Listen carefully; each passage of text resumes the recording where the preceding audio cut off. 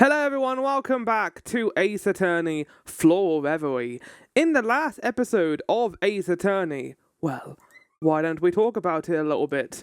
Let me get up my notes for Case 4, Turnabout Goodbyes. Why is my phone going off like crazy? Oh. I apologize, chat. I just, drank an entire yogurt, and I'm my mouth is currently why did you do this to me, Flower? I wanted to do it before the streams. I'm not going to be, slopping it up during the actual game. But no, yeah, so Turnabout Goodbyes. Previously in Ace Attorney, we continued our investigation of the incident involving Edgeworth murdering a guy, Robert Hammond.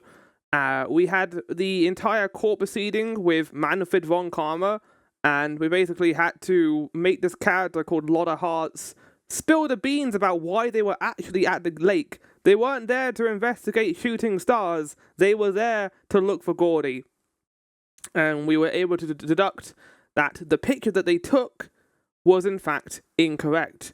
The enlargement picture that they had taken of the murder, it showed the murderer holding a weapon in their left hand, even though, if we assume it's going to be Edgeworth, his right hand fingerprints were on the gun. So that makes it kind of less suspicious if Edgeworth did it. Edgeworth also said that the person who died killed themselves with the gun, which doesn't make a whole lot of sense considering they were killed from a meter away. If I remember correctly, where was it? Yeah, shot from a meter away, not suicide. That's what I assumed from that. I don't think it's possible to really kill yourself unless you're holding a selfie stick and the gun was attached to the selfie stick and it was a meter long. But no, yeah, that occurred. That occurred in the background. After that, we then made our way towards. Let's get the actual music for the title on. After that, we then investigated Gourd Lake with Maya Fey and discovered some stuff there after bribing. Oh my god, can I please have the there we go. I couldn't see the notes. Ace Attorney wouldn't go away. There we go. We bribed a lot of hearts for information by telling her that Gordy didn't exist. Basically, we got some stuff from Gumshoe involving a dog, a fishing rod, and a metal detector to find out that it turns out that Gordy doesn't exist. It was just Larry Butz blowing up an inflatable steel samurai. It flew into the lake, and that's what the picture took, basically. The bang was an air tank, not a giant monster. So with that, we got information that there was actually someone else who saw the murder, the old caretaker of the boat rental shop.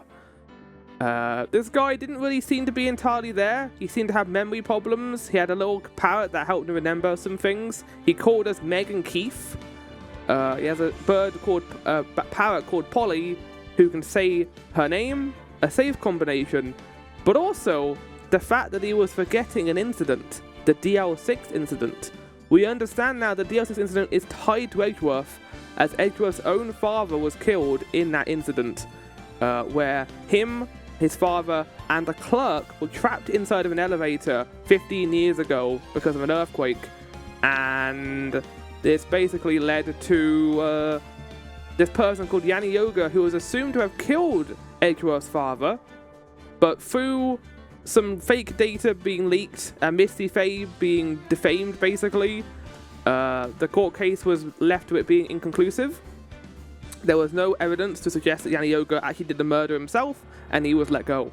Although he did disappear and apparently has memory problems similar to, an old caretaker who also has memory problems and would be around the same age. Yanni Yoga? Oh wait, it's Yanni Yogi. You're right, hold on, there we go. Fixed, thank you, Maelstrom. But yeah, we're gonna go back into the courtroom to try and quiz this man, the old caretaker, to prove that Edgeworth is not the murderer, and that this guy was involved in the case 15 years ago. Right, that's enough fucking recap, Jesus Christ. To be fair, there's a lot of story to get through, and I want to, summarize most of it, so we got it done. Thank God for these notes. Yeah, actually ended on to be continued, didn't we? We got to the trial. December 27th. 10 a.m. District Court, Courtroom number 3. Oh shit, I haven't got my gavel. Welcome in, Danska. Court is now in session for the trial of Mr. Miles Edgeworth. The defense is ready, Your Honor.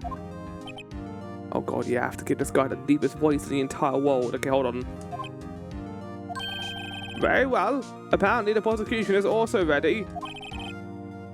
Who's this judge here anyway? Mr. Von Karma, your opening statement. Do you asleep? Very well. No opening statement, so... What? What do you mean? Not so fast, Judge. I was taking a meaningful pause before speaking. Right, of course. How about you leave your meaningful pauses in a box so we don't have to wait for them? A prediction. Today's trial will end 3 minutes from now. What? Order! Order! I decide when the trial ends, you motherfucker! Mr. Von Karma, what is the meaning of the statement just now? What? Bah! Must you question everything? It'll be over in 3 minutes. We have no time to waste. Why? Oh, come! I'm really bursting for a piss right now. I need to go in 3 minutes. Right. I call my witness, my decided witness to the stand. That mysterious boat shop owner. Really? In 3 minutes? This guy is like half asleep most of the time. Witness, state your profession.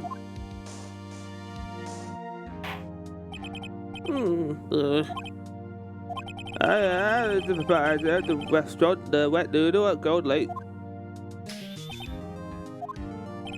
And I also read boats. The night of the incident, you were in the boat rental shop, correct? Yep. Yeah, right. Please testify. Wait a second. Still haven't heard who this old guy is. Yeah. Wait a minute. The witness hasn't stated his name yet. Because I did not ask him, Mr. Wright. Bah! I'd like to know who I'm talking to so I know how to address him. I have predicted this trial will end in 3 minutes. Motherfucker. Stop asking trivial questions and cooperate. Yeah, right. I think the game's smart enough to know that we probably have worked out who this guy is by now. I don't think the game's like, there's a massive secret that this guy is Yanni Yogi. I think even the game knows that, but now we have to prove it that is him.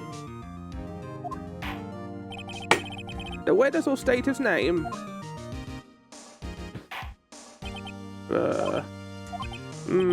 I think he might reveal it right now.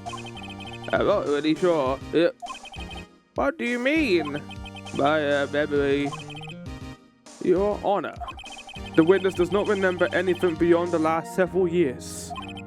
Ergo, he cannot recall his own name. He can't recall, you say? Doesn't that mean that this witness can't really be, used because he is unreliable? Isn't that, illegal? Yes, but the incident in question took place 3 days ago. He can testify. Very well. Let's hear his testimony then, shall we, witness?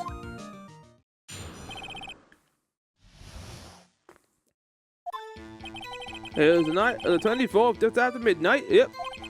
I was in the restaurant where I rent boats as usual. Bang! Yep. I looked out the window, saw a boat just floating on the lake. Another bang. Easiest voice ever to do in my entire life. Just about then the boat comes to shore and was down the window. Very well, I'd like to begin the cross-examination. Oh, fuck off, Manfred! There is nothing to question in my witness's testimony. How about you let me do my fucking job? Ergo, no need for cross-examination. Besides, there are only 10 seconds left before our 3 minutes left. Minutes are up. What? You can't just decide this trial will end in 3 minutes. That's not something you can fucking do. Judge your verdict now. Yes. No! Don't fall for this! Mr. Wright. Cross-examine! What are you saying? Of course I cross-examine a witness. Very well, you may begin. Ah! What has happened to him? What's going on? Excuse me, Mr. Von Carver. 3 minutes just passed. I don't care.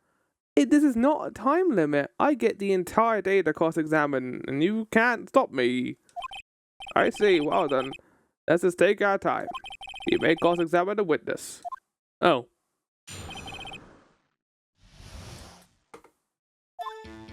It was the night of the 24th, just after midnight. Yep. Just after midnight, you say? Yep, just around then. Are you sure? Are you sure? Yep. When I talked to you yesterday, you were rather vague about the time. Surprised you seem so sure about it today. I asked him and he remembered. Of course he did. Isn't that right?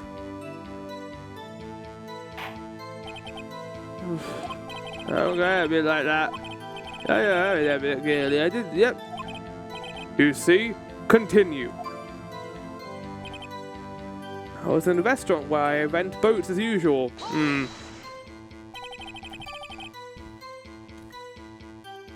Is there anyone who can verify that? Well, I guess probably good. That's not good enough for a court of law. Mr. Wright, is that he was not good enough? I don't know, the fact that he's speaking fucking gibberish, we're not getting enough evidence here. Your Honor, this Polly is a parrot. A parrot? Don't be so hard on the girl, Keefy boy. Keith? The prosecution concedes that we cannot prove the witness was in the shop. Notably, you objected when he mentioned the word Keith. Witness, please continue. And I heard a bang, yep. Looked out the window, I saw a boat just referring on the lake. Yeah, I heard another bang. Wait, hold on, I wasn't any of that. Was there someone in the boat? It was pretty far out there, I couldn't see clearly. But I figured there were 2 men out there, yep. You couldn't see them clearly, but you saw 2 men out there. Yep, at the time that is. At the time? At the time. So you heard 2 gunshots total? Yep. That's what a law said in their testimony yesterday. So we can't disprove it because it was in both testimonies. Just about then, the boat comes back to shore and a man walks by my window. By your window? Yep, by my window, right outside the window of a little shack. And you could see the man's face.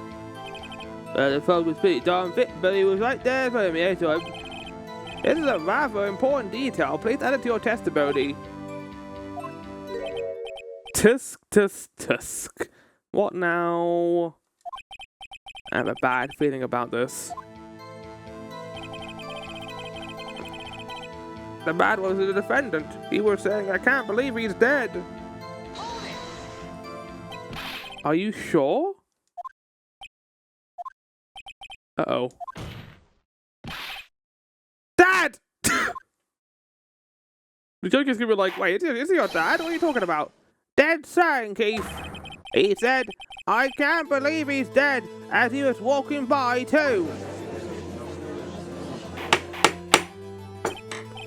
Witness, are you sure the person you saw was Miles Edgeworth? It was him, that Edgeworth, but oh. Well, that's not good. It sounds like the side of evidence indeed. I see no room for doubt. I mean, he could be lying. Von Karma. He lured me into cross-examining so he could set me up for a fall. Oh my god, I hate him so much. Nick, I don't like the way things are going here. Everyone in the courtroom is glaring at us. Better act quick or this trial is going to be over. Your Honor, we proved in yesterday's trial that it could not have been Edgeworth who fired that gun. Mr. Wright, are you referring to the fingerprints from Edgeworth's right hand found in the gun? Don't you fucking say anything. Oh look, an updated autopsy report, an updated fingerprint scan. Turns out his left fingerprints were also on the gun. And a photograph showing a man firing with his left hand. Exactly. That is easily explainable. He could have wiped his prints after he fired, but why would he keep his prints on the weapon? You are ignoring the truth of the matter here. I think this witness's testimony is true. They're just lost in thought. What should I do? Your Honor, this witness claims that Edgeworth said, "I can't believe he's dead." But his word is all we have. If he were telling a lie... Mr. Wright, in a court of law, the evidence tells all.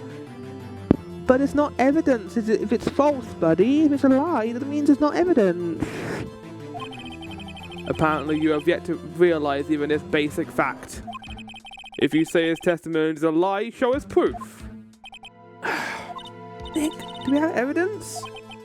It's no good. There's nothing I can do. Are you sure? To be honest, I don't know what to do anymore. Please. Can you hear me, sis? Please. We need your help. Nick needs you. 3 minutes was perhaps too high an expectation. Over 15 minutes isn't bad. This must be a new record. That was not 15 minutes, even in the game. Enough. The witness may leave the stand. No! This court sees no reason to further prolong the trial. Nor is there any need for more time to decide the case against the defendant. This case is extremely clear. I see no room for misinterpretation of the facts. It's not clear, though. Obviously it isn't. There's a bunch of parts of this case that make no sense. What? No! This court finds the defendant, Mr. Miles Edgeworth.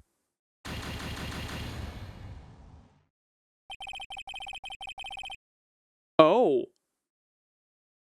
Oh, shit. They did not interrupt that one. The accused will surrender to the court immediately, to be held pending trial at a higher court within a month from today's date. That is all. The court is adjourned. Shit! Did we just lose? Game over? Wait! Who said that? Who was that just now? Me! Huh? What? Larry! What's Larry doing here? What the fuck? He just entered the courtroom. Larry! What are you doing here? You can't do this. Someone arrest this man. Listen, you gotta listen to me. I was there in the park the night of the murder. I wasn't sure about it until just yesterday. But today I remembered it. Remembered what? The gunshot. I heard it too. No witness you were expecting. What were you, Manfred? Order. Oh no, here we go. What is the meaning of this? The verdict has been decided. I call for adjournment. One moment, Mr. Von Karma.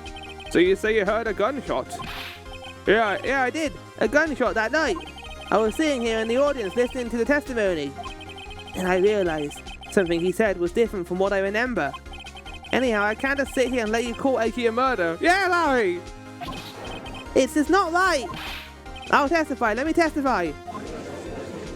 Oh my god.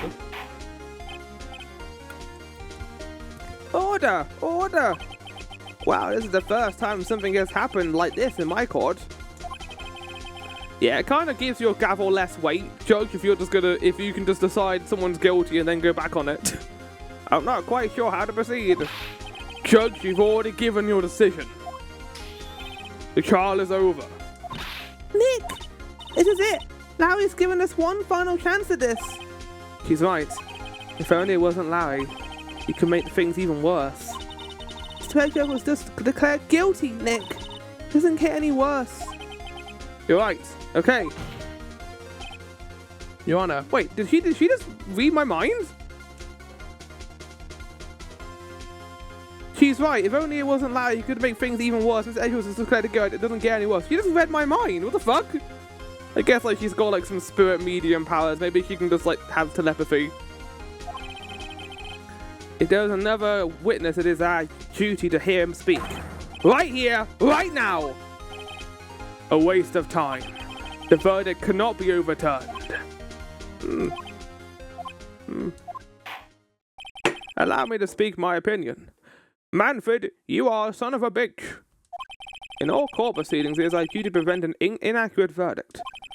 In order to make sure no mistake has been made, every witness should be heard.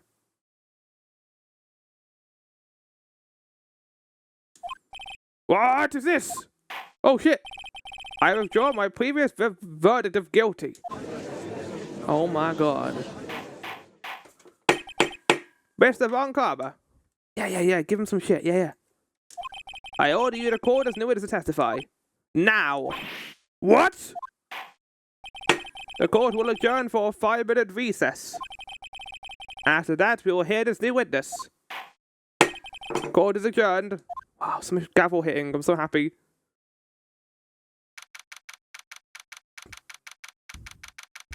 I was going to say, like, the amount of times they've done the judge is almost going to declare someone guilty and then someone speaks up.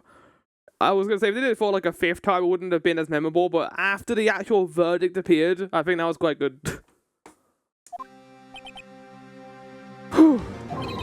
That was too close. Sorry to keep you on the edge of your seat like that, Edgeworth. That was a poor joke, Wright. Yeah, right, Edgeworth. You're sweating bullets. I am sweating bullets right now. It's really hot outside today. I just wonder what Larry... that's Phoenix. I just wonder what Larry plans to say in there. Harry was at the lake that night. Yeah. He said he wasn't looking for the steel samurai balloon that flew into the lake. Alright. And he found the balloon in the air tank that night. Yeah. Hey, Edgeworth. Huh? You say something, right? Yeah, a lot of things. You seem out of it. What's wrong? It's nothing. Mr. Edgeworth, there's something I've been meaning to ask you. What's that? Why are your fingerprints on the murder weapon? It's a good question. Oh.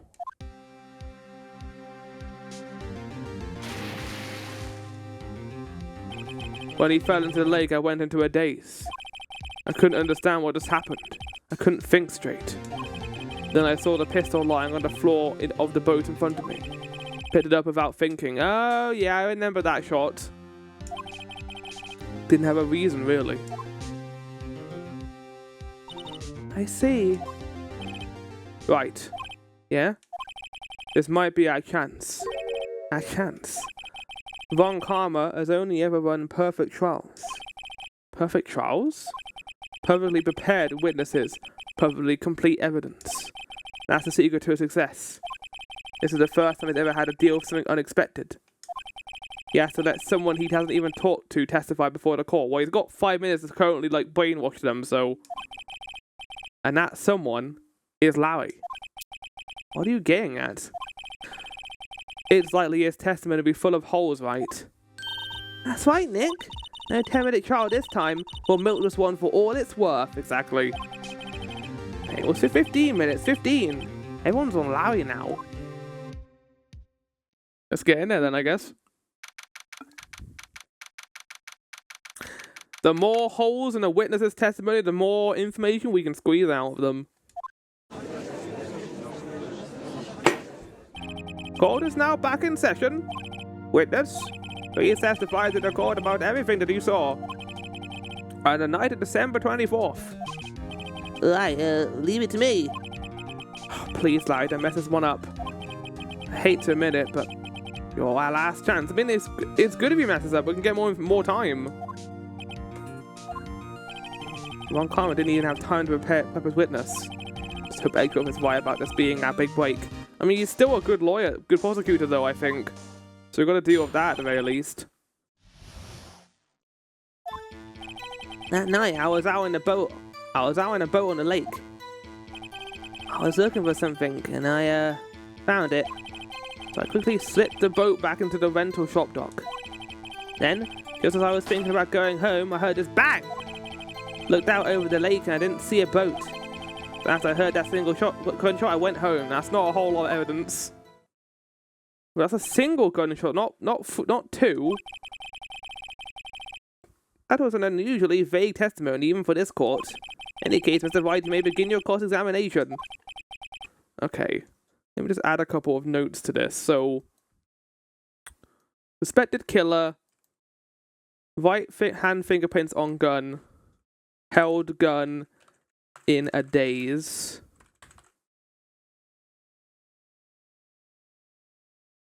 Held gun in a daze.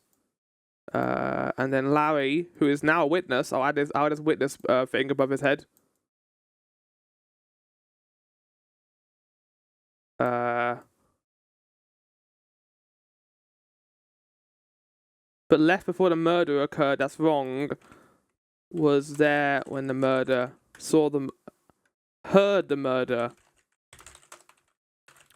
Some notable things from that. He said he didn't see a boat in the lake.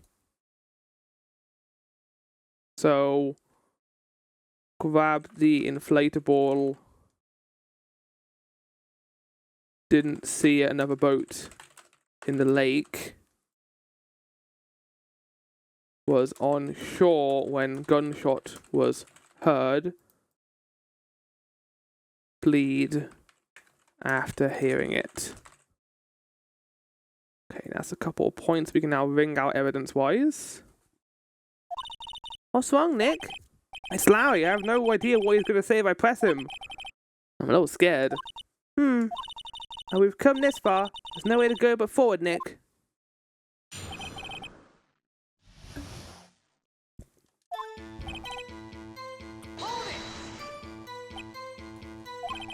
Something wrong, Mr. Wright? Oh, so many things wrong, I don't know where to begin. Okay, well, first of all, what time was it? Oh, it was after 11 when I went out in the boat. Okay, that makes sense.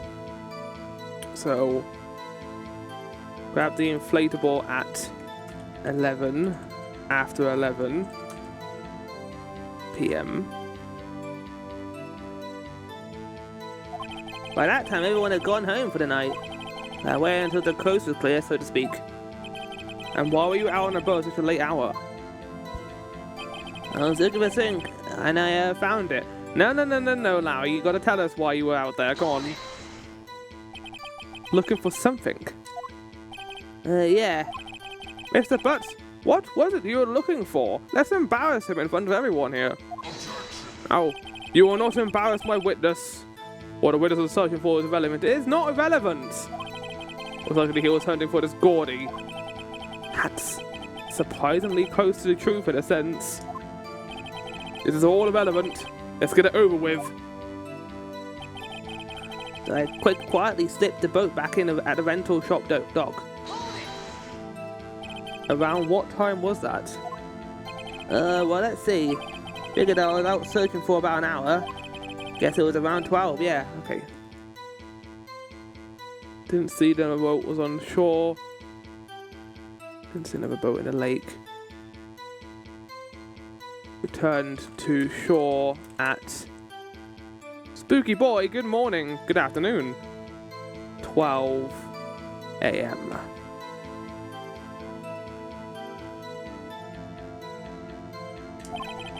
You're not sure? Von Karma ceases irrelevant testimony and no more of this pesky evidence. Exactly, he hates evidence now. I'm so damn tired. Why? I feel that. I'm not some kind of human sundial, okay? People use watches these days, Larry. Okay, I'll give Larry a bit of leniency though. You don't always check your clock when you're doing stuff. It's not like, oh, I have gotten to the shop. What time is it? Oh, it's 11:54. I have arrived home. What time is it? Oh, it's 12:31. Where did you hear the sound come from?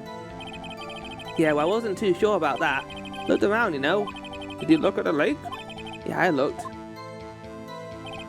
Looked out over the lake, but I didn't see a boat. Did you know you finished this part already? No, this is case 4. Oh, a shootout. Let me check my phone for an exact time. Exactly, not everyone's going to do that. Everyone's going to be panicking. Wasn't there a boat on the lake? Order! Order! Well, Mr. Butz? Oh, whoa. Everybody just calm down, okay? I mean, it was real foggy that night. I'm not sure whether there was a boat out there or not. That's not good. Okay, no problem. That's just the most important part of this case. After I heard that single gunshot, I went home. Single gunshot. This is the important part here. He only heard one gunshot. So he only heard one bang, correct? Yeah. Huh. Well, Nick? It was a pretty wishy-washy testimony, wasn't it? Guess I should have started working on the contradictions. Sorry. Wish I could be more helpful. I wish I could call my sister. Night I was out on the boat. Only heard one gunshot. No. No. Oh! Dropped from approximately 1 meter away. Hit from approximately on 12:25 at 12:15 a.m. Some point after 12 that checks out.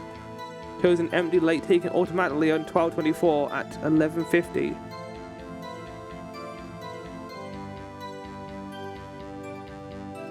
Larry returned to the shore after 12. If he was out on the lake, his boat would have been seen. It's this one. It's this piece of information. I need to work out when to point it out, though.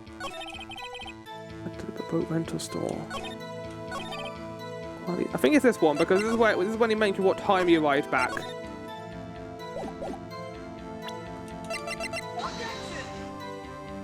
Back! Back! Oh, it doesn't contradict the evidence. It does. I don't see any. Well, it does because he was not out the boat at 12.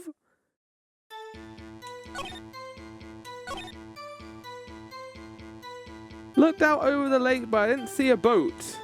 So after that single gunshot, I went home.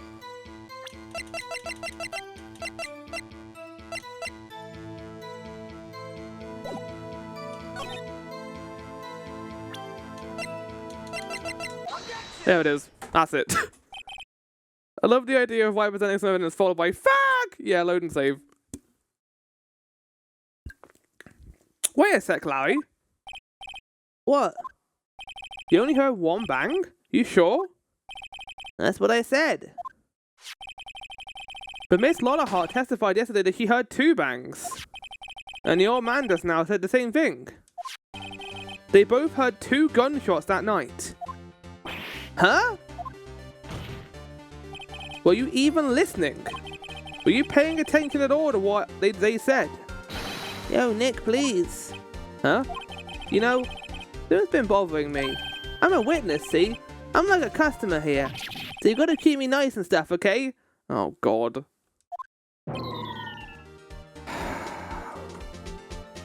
Larry, Edgeworth is gonna die if we don't do this. Mr. Butz! What? You only heard 1 gunshot. Are you sure? I really remember us doing this part. Well, I have not done this part before. I can promise you, I have not done this before. Well, to tell you the truth, I'm not sure. Huh? Not sure? How could he not be sure? Yeah, well, I might have missed the other gunshot. How could he miss the other gunshot? I was, listening to something else. Because of the customer line? I don't know. Something else? My radio, dude. With my headphones. What? Order! Order! Mr. Butz, you were listening to the radio of your headphones. Yeah, so what? A crime? I listen to my radio. Everyone listens to the radio. What's the big deal? Oh, not today, though, but Larry. Mr. Von Carver, your opinion. Waste of time. I do not accept this witness nor his shoddy testimony. Well, Mr. Wright, should he continue the testimony? No! Fuck! You fuck game! Oh! There's always the top option that's correct! Oh! You fucked up, Flo. Fuck! No! What does this mean? I think we've all had enough. What are you thinking, Nick? They swapped the options around. This fucking game. You stop now, Miss Rachel, for being found guilty. We have to turn this trial around now. Your Honor, please allow the witness to continue his testimony. Bah! Nothing is more pitiful than a lawyer who doesn't know when he's lost. I mean, you're looking quite pitiful right now, Mr. Manfred. Very well, Mr. Butz. Please give your testimony, and be sure to include details like your radio. Right, leave it to me. I wouldn't if there were any way out of this, believe me. What Larry heard. It's lonely being alone on Christmas Eve. That's why I was listening to an all-request show on the radio, see? I was listening to it real loud, booming like... But I'm sure I heard that gunshot. Remember exactly what the DJ was saying when I heard it too. You were listening to your radio at a high volume. Yeah, what's the big problem? Can a man listen to his radio in peace? Isn't this a free country? I'll allow you guys to have this discussion in chat. Because, I don't...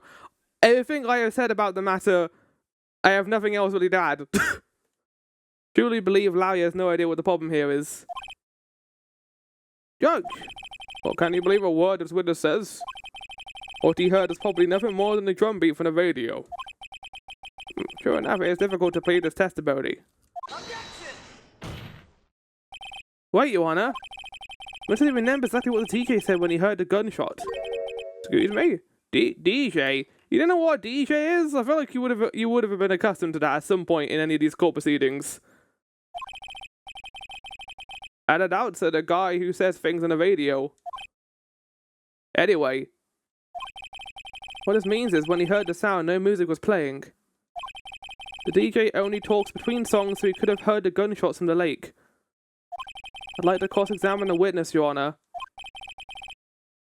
Very well, Mr. Wright. I believe I'm continuing this charade. I mean, it's important to find out what the DJ did. What Larry heard. Poor and being alone on Christmas Eve. I was listening to an all requests. I'm gonna press this. So you turn on the radio. Right. Just wanted to hear someone's voice, you know? You don't know what it is like that out alone on Christmas Eve, alone. Fuck's sake, Larry. Shouldn't have said anything. We're just making him feel miserable doing this right now. That's why I was listening to an all request show on the radio, see? All requests? Do you have any chance to remember the name of the program you were listening to? That's nothing to do with the case, Your Honor. But if we find out what the program was, we can find out what time it was occurring, maybe. Objection sustained. The witness was listening to the radio. That is all we need to know. Tell us, Mr. Butz, how loud was your radio set to that night?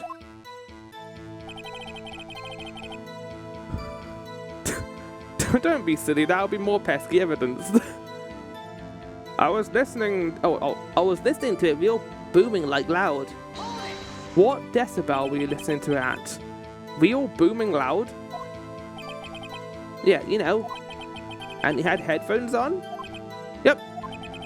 I wouldn't think you could hear anything going on outside at all. But I'm sure I heard that gunshot. Can you prove that? No, of course you can't. Nah, I can't prove it. But I remember that moment real clear. I mean, while I was talking about it, it came back real clear to me, you know? That's exactly what the teacher was saying when I heard it too. What did she say?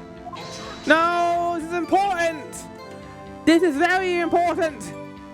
Mr. Wright, please cease these pointless questions. I'm going to throw a gavel at you. What possible good could knowing what a radio DJ said to do us? No! Don't judge! Please! Don't sustain the... Okay. I'll allow the question only if you see some reason why we should care. We should... Oh, motherfucker, they're putting in the top row now. I gotta be careful when I click these prompts. We should care, Your Honor. Of course we should. Why? Well, how do you know we don't ask, Fine, very well. That was enough! Mr. Butz, please testify to the court. What was the radio announcer saying when you heard the gunshot? Just when she said, hey, it's almost Christmas, I heard the gunshot. Oh, did you now? Now that is very important information because that means it's occurred before Christmas.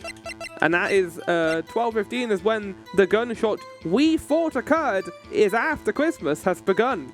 Meanwhile, the second photo picture, the first photo taken, was at 11:50. This is it. This is what we needed. Do I present this or this one? Which one? I'm going to say before doing this. I'm going to present this one. There we go. Larry, are you absolutely sure about what you're saying is correct? Huh? What's with the face? You look scary, dude. Hey, if you're trying to scare me, you better know I don't take scare that easily. Yeah, sure. Is something the matter, Mr. Wright? Your Honor, did you hear what the witness just said? The DJ said, hey, it's almost Christmas when he heard the gunshot. Indeed. And? Almost Christmas means it wasn't Christmas. Do you realize what this means? When we heard the gunshot, it was still Christmas Eve! That would seem to be the case, yes. But he should have heard the gunshot after midnight. This photograph is irrefutable proof of this fact. Let's see what the time was on the photo taken when the gun triggered Miss Hart's camera. Oh my god, you're correct. 15 minutes after midnight on Christmas Day! This is a clear contradiction, Your Honor. Order! Order! What does this mean? The two prior witnesses heard gunshots after midnight. However, this witness says he heard a gunshot before midnight. Judge, the answer is simple. The current witness is plainly mistaken. I mean, he heard the radio, though. Look at him. Suspicious. Says your fucking second witness who couldn't remember anything for the last, 20 days. What? Wow, Mr. Wright. What do you think about Mr. Butz's claim he heard the gunshot before midnight? Larry's right! Larry's not mistaken, Your Honor. He heard that gunshot before midnight. Intriguing. I'm assuming you have evidence for this wild claim. Show me evidence there was a gunshot before midnight. Here you go. Look at this photograph. This was taken by a witness yesterday, Miss Laura Hart, with her automatic camera. The timestamp on the photo reads December 24th, 11:50 p.m. Oh? But there's nothing on the lake in his picture. Von Comra, exactly. Your Honor, the real issue here is not why nothing is shown in this photograph. It is why this photograph exists at all. What do you mean? Your Honor, this photograph was taken by an automatic camera. The camera was set to go off in response to loud noises. Aha! Correct. There was a loud noise in the lake at 11:50 p.m. That is why the photograph was taken. In other words, when Larry heard that gunshot, it was most definitely still Christmas. Can we stop moving forward, game? Oh my god, it was just moving at its own fucking speed. Indeed, it would seem that is the case. Then, where does that leave us? Miss Hart testified that she heard the gunshots after midnight. Are you claiming she was mistaken? No, because in case we forgot, the gun was fired 3 times, not just once or twice, 3 times.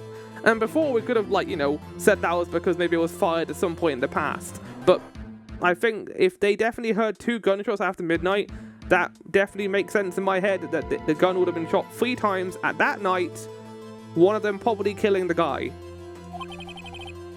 Not at all, Your Honor. It is fact that the photo... Wait, I don't know what I gave him the joke voice. It is a fact that the camera also triggered at 15 minutes after midnight.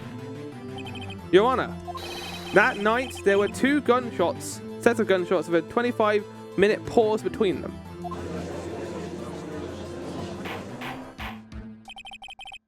Why would this be? Don't be fooled, Judge.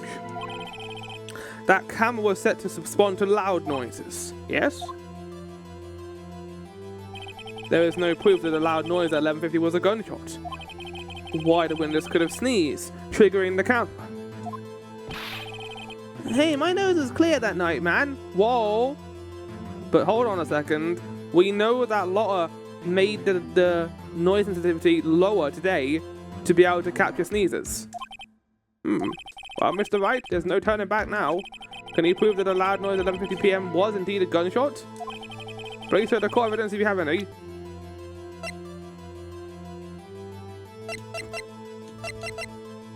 I think it's the camera.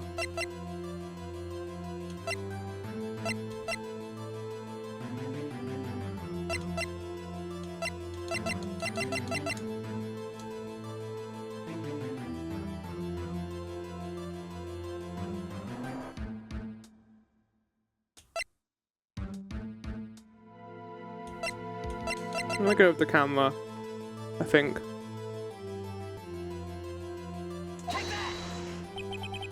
Yep, that's the camera. Is that a smirk I see? Your Honor, sorry, I wasn't really sure about the evidence. I mean, Mr. Manfred's been smirking the entire time. We're allowed a cheeky little smirk, I think. Wait, what? Ah! Stop hyping me up, game! When you, like, show the fucking, when you show, like, the finger away, I'm like, oh, I did it!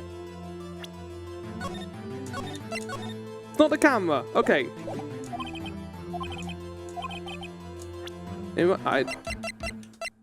Misty Faye, you just saved?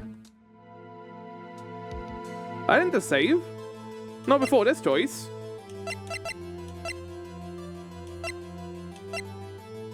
Heard 2 gunshots after midnight.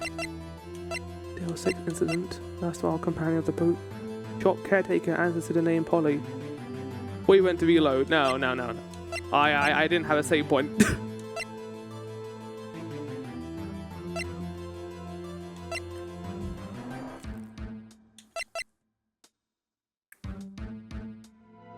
We know the gun was fired 3 times. Is it just that? That the gun was fired 3 times? Right, man.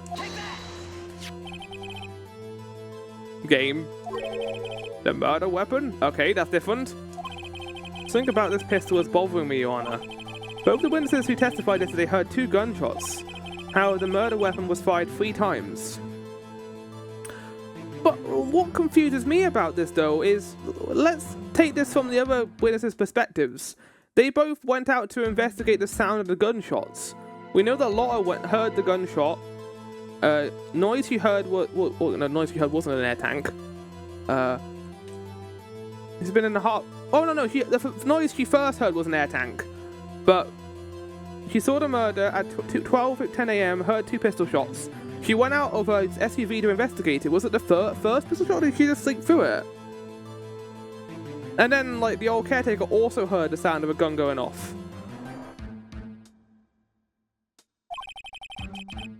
When was the last shot fired? Only now have I realized the truth. The third shot was the one Lowy heard just before midnight. Order! Order! That would make sense of the evidence we've seen so far. However, this leaves me wondering what did happen that night on the lake.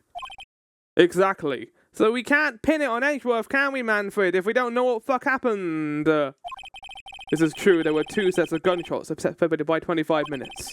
One at 11:50 and another at 50 minutes after midnight. Why, I ask you, why? Uh-oh, I better think of something quick. I saw the body fall in and it was after midnight the body fell in. Wait a second. Gunshot separated by 25 minutes. Ah! What's wrong, Nick? I have it. I don't have it! Huh? Remember the case of the Steel Samurai? Huh? Yeah, of course I remember. The murderer in this case had the same idea as the murderer in that case. What do you mean? Maya? Yes? We don't figure this out now, we'll never overturn Edgeworth's guilty verdict. Okay, that was the hint they gave me. So in the Steel Samurai case, we know that Jack Hammer wore the Steel Samurai costume to frame World Powers. Why would he fire a gun at 2 separate times? Once when there was no boat, twice when there's, and then twice in a row to kill the guy on the thing. Whoever did it might have fired. Why would they shoot 3 times? To get the picture taken at me before? I don't know why they would fire 3 times. If they knew about the camera, maybe it's just there to try and show that, oh, that there was a gunshot going. To get people used to it, maybe? Got a hunch and I'm going to run with it. Right, I mean, is this safe? Safe? Already got a guilty verdict. We have nothing to lose. Just watch and let me know if I saw anything that sounds fishy, okay? Right, Nick. Don't say anything. Your Honor. Yes, Mr. Wright?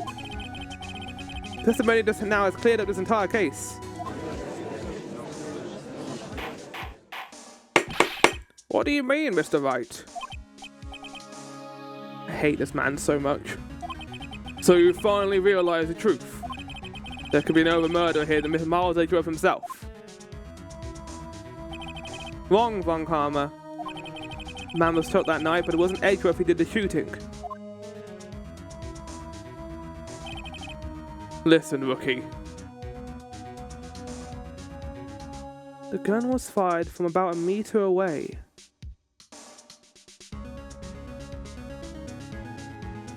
Was that for the kill shot? He was shot before he was on the lake.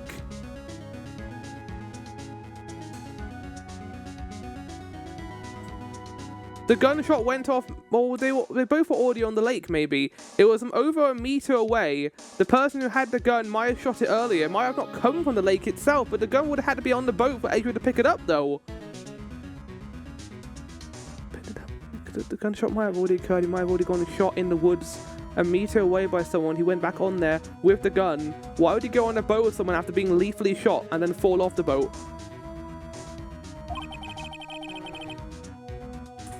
I love watching you circle the right answer. Take a deep breath and consider the facts. At the time of the murder, one boat was on the lake. This was witnessed by the witness's photograph.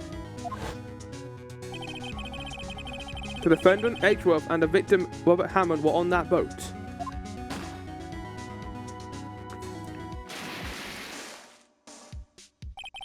There was a gunshot fired in that boat and Robert Hammond fell into the lake. The distance of the shooting was 1 meter. It couldn't have been suicide.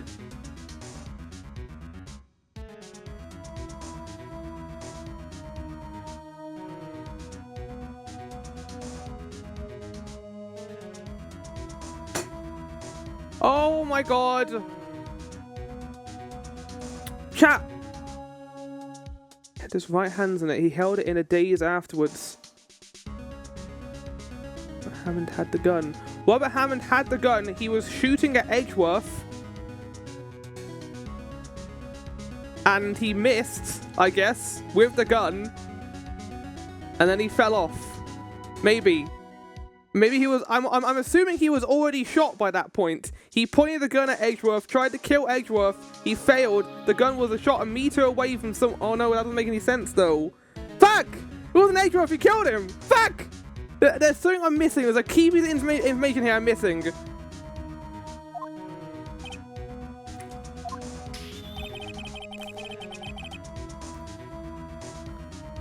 Consider the parties involved. Robert Hammond. He fell off the boat. Fell off the boat. Fell off the boat.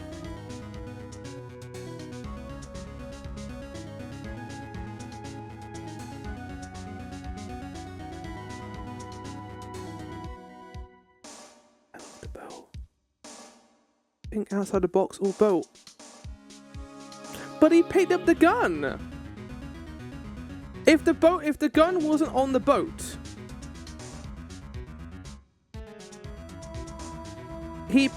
when would Edge have had a chance to pick up the gun? Unless he wasn't on the boat in the first place. Unless there were two people on the boat, Edge had to be one of them, right? The guy fell off the boat. The murderer went back to the shoreline, ran away. Edgeworth went back to the boat. Picked up the gun in a daze. Maybe he wasn't the one on the boat. Fuck. Fuck.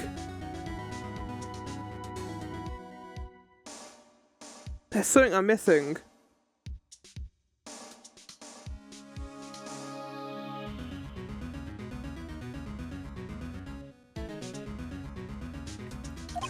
Made it as hard to imagine any possibility. Behind ads now, I know. We'll get to this point and then I'm going to keep trying to work it out. Yes, this assumes that the victim was shot 15 minutes after midnight.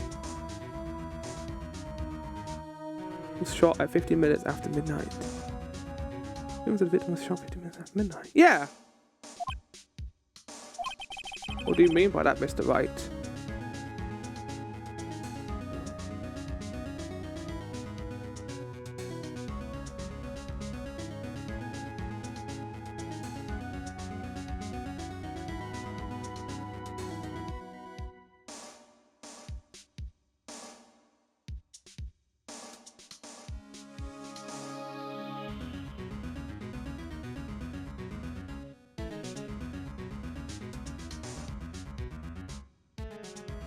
Oh! No! Okay, let's get the notes out. I want to just go through this entire thing and see if I can work this out. So, there were 3 gunshots that occurred. The gun was fired 3 times. Shot 1 occurred at 11:50. Shot 2 and 3 occurred at 12:15. When was the second gunshot? I forgot. What was the what did the photograph say? Hold on. What did the photograph say? 12:15. That's when the victim died. 2 gunshots went off. 12:15. 12:15. 2 gunshots went off. Shot 1 was good.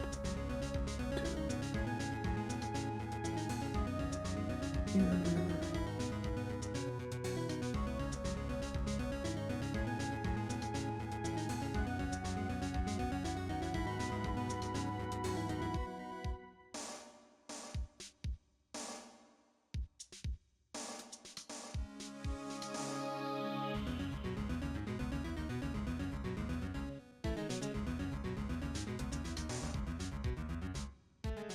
This is a hard one to work out.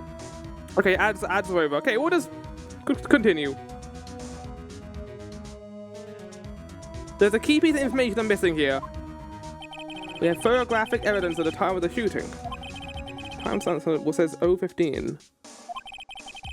But Larry heard a gunshot 25 minutes before that. Robert Hammond was killed then, 25 minutes before the shot in the lake. But he died at 12:15. Didn't the autopsy report say he died at 12:15? Did I write that down and it wasn't correct? I wrote in Robert Hammond's notes that he died at 12:15 a.m. He was shot once in the heart by a .22 caliber pistol. I think that's wrong then. Well, that's what Manfred told us. Oh shit, it's wrong. He was shot once in the heart, but he didn't die at 12:15. He died at 11:50. Fucking Manfred threw me off. So he died when there was no boats in the lake. He must have died somewhere where the camera would have heard the thing, so he probably was shot in the forest by whoever actually killed him. So that means, okay, that's a massive piece of evidence. So, was shot once, not on the boat, but in the forest. He died at 11:50. Was shot once by... Was shot in the forest, not in the boat. The key piece of information here worth noting. Every single witness has said they saw two cloaked figures on the boat.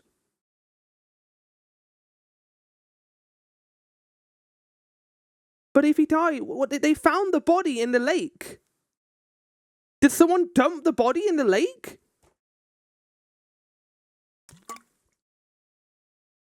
In that moment, Edgeworth had the gun. Oh! Edgeworth was in a daze. He thought the person killed themselves. Whoever he was on the lake with, they shot the gun, not at themselves. They faked themselves dying by falling into the river, into the lake. Edgeworth was in a daze. He was sitting there, not knowing what was going on. He just sitting there for 5 to 10 minutes. The guy must have swam back to shore, and then they must have dumped the body at some point in between that and Edgeworth going back to shore. Or maybe when he left. Oh, shit. Okay. Yeah, okay, right, so. Gunshot 12:15 is when Robert Hammond died. Right. Robert Hammond died at 11:50. Okay, let's actually bring up the notes again for this. Robert Hammond died at 11:50. At some point between this, Edgeworth was on the boat with the guy. Does Edgeworth remember what the guy was, or was he cloaked?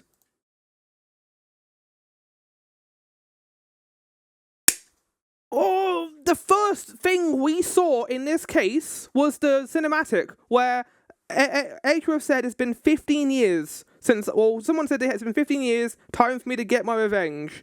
And they were talking to each other. If whatever occurred here, they had oxygen deprivation, and he wants revenge for what occurred there because of all the bad press he got for it. What if Yanni Yogi is the one who wanted to frame Edgeworth for this murder by killing the lawyer? Why would he kill the lawyer, though? That's my question. Why would he kill Robert Hammond? Because he defended the killer and won. Does he want the DL6 incident to be left? I mean, assuming Edgeworth might have been investigating and might have went to go talk to Robert Hammond about it to try and win the case. Maybe Yanni Yogi wasn't happy about that and went to go kill Robert Hammond so they wouldn't have evidence. So when the case would, end up expiring after 15 years, Edgeworth wouldn't have anything to, solve the murder and get defense for his dad. Which definitely implies to me Yanni Yogi probably did the murder then, and Manfred's as an idiot. There we go. So, yeah, let's go through this step by step. So, 11:50, Robert Hammond died. Robert Hammond was shot and killed. Edgeworth was on a boat with a guy, probably Yanni Yogi. And then Yanni Yogi shot twice, and then pretended to die, to get shot and fall in the lake. Edgeworth was shocked. Edgeworth was in a daze and grabbed the gun. At some point after, Yanni Yogi dumped the body into the lake to frame Edgeworth.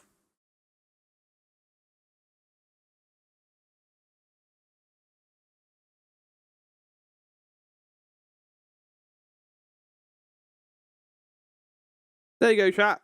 That's my theory. I thought Manfred might have been involved, but I don't think he is.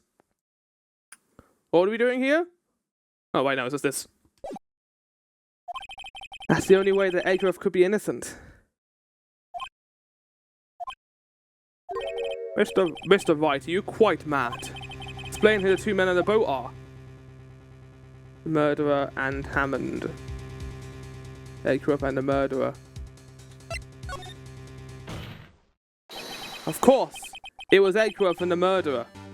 And if he had killed Edgeworth, he would have been, this guy would have been pinned for both murders because there wouldn't have been a scapegoat. He couldn't kill Edgeworth in this case. After the murderer killed Robert Hammond at 11:50, he assumed the guise of Mr. Hammond and met Edgeworth. Oh, they were both meeting on the lake to discuss the murder. That's what, not the murder. That's what they were there to talk about DL6. That's why they were there. They were cloaked to be mysterious so they could have this conversation in the middle of like when no one else could hear them. Okay, adding that to my notes. Was working with Edgeworth. Was working with... Did he feel guilty about, you know, the situation? Was working with Robert. I'll say Hammond, not Robert. They met in the lake to discuss it. Yes, Edgeworth won't tell us why he went to the lake that night. However, I have a hunch. That night Robert Hammond called Edgeworth to the lake. Now Edgeworth didn't know Robert Hammond's face that well. That's why he didn't suspect anything when the murderer took Robert Hammond's place. I'm not sure what to make of all this. Ludicrous. Mr. Wright, tell us the name of the murderer then. The murderer's name? Right, it's... I don't know. Actually, I don't know the murderer's name. You don't know? Bah! Again, you waste my time, because we don't know the caretaker's name, but I'm betting they're Yanni Yogi.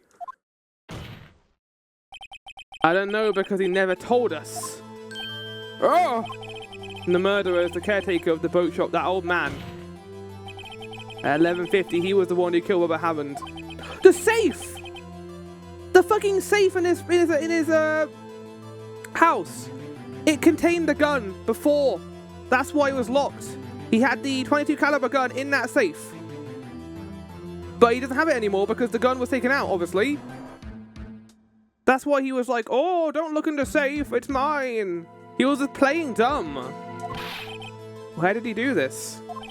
There wasn't any boats in the lake then. Why did he have to go all the way out of the lake just to shoot someone?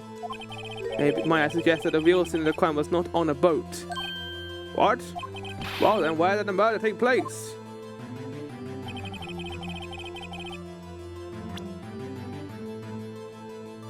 I would assume the house, right? Here, of course, the boat shop where he lives. That way he can meet with the victim without anyone seeing. Do you have proof that the boat shop was the scene of the crime? Recall Larry's testimony, if you will. Oh, yeah, boat. This is riding around trying to find the inflatable. That night he was out on the boat in a lake in a boat searching for something. That's what we did last time, chat. With the case 2.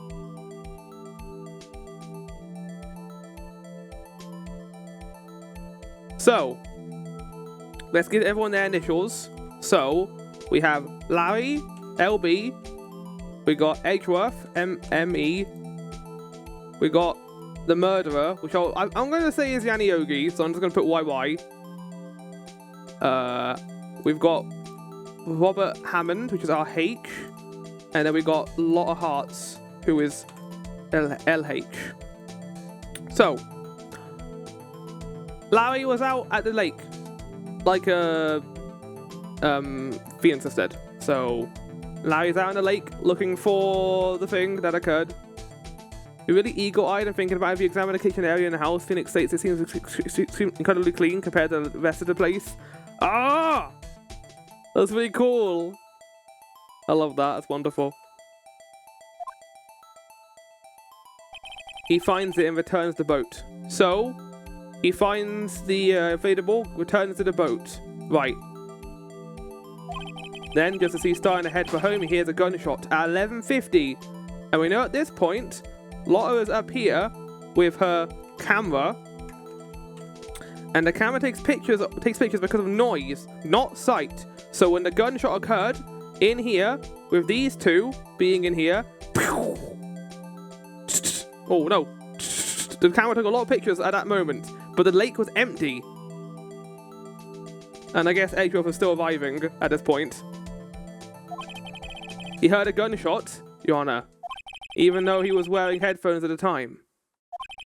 In other words, the gunshot was very, very close by. And where would that be if he just returned a boat? The boat shop? This is fucking awesome. Mr. Wright, what happened that night on Gourd Lake? I kind of want to go through it. I know they're going to do it themselves, but let's do it ourselves just to have some fun here. So, I'll bring the map up so we can all have a look at it. So, after this occurred, he killed him. Larry was like, what the fuck? I'm going to get out of here. Oh, hi, Edgeworth. And then he would have run past Edgeworth. Edgeworth was going in to meet with Robert. While this is occurring, Yanni Yoga either hid the body or kept it inside of the boat rental store. I'm going to assume he probably kept it in there because obviously Lotta was also here. Lotta, I don't think, has woken up yet. I don't think he has heard the noise. I mean, no, I think she did. So she heard the sound, and was like, now getting out and being like, whoa, was that Gordy I heard out there? Yanni Yogi, wearing the cloak that Robert Hammond brought with him, meets up with Edgeworth, and they both go on the boat together. Oh.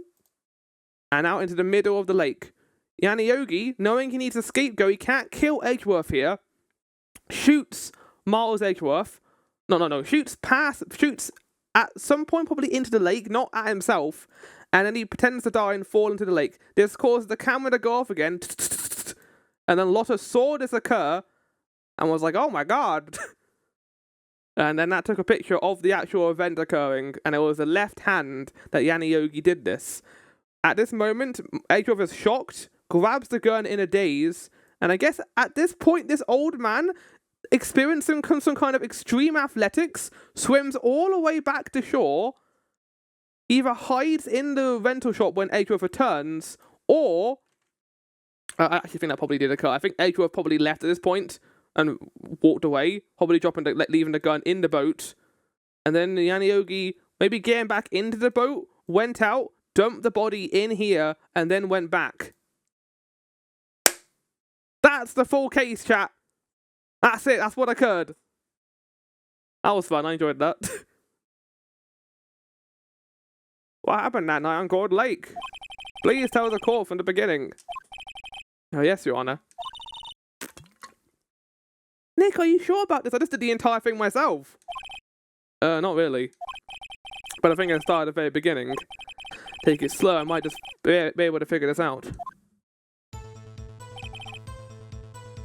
That night, the caretaker of the boat shop called Robert Hammond to his shop.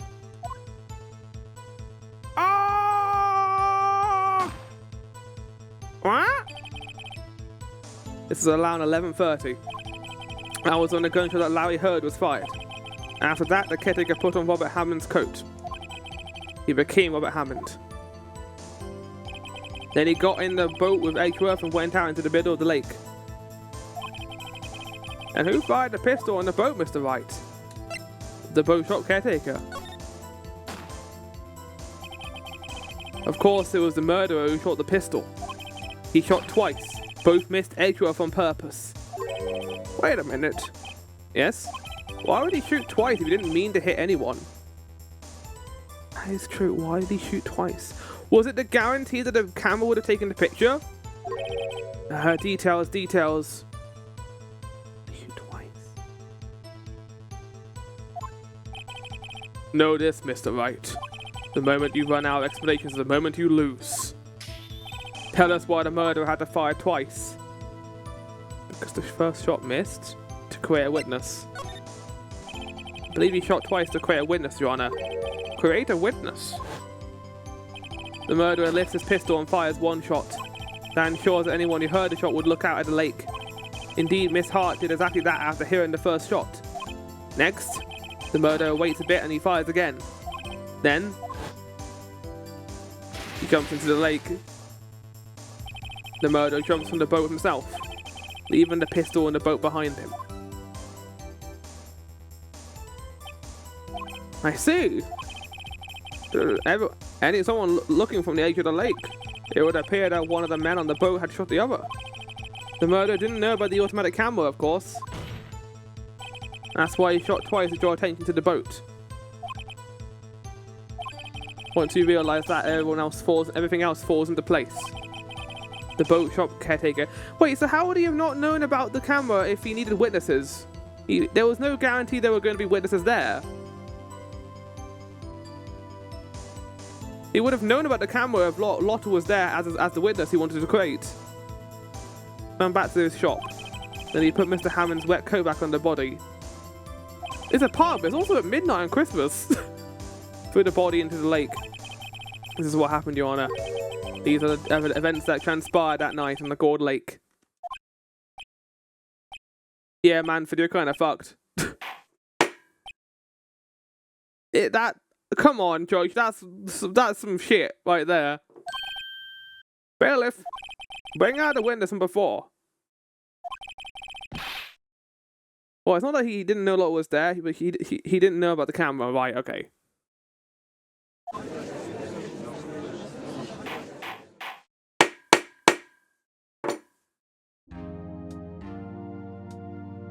Very well. While we are waiting for the caretaker, I would like to ask the defendant, Miles Edgeworth, a few questions. Mr. Edgeworth, please take the stand. I'm going to update my notes.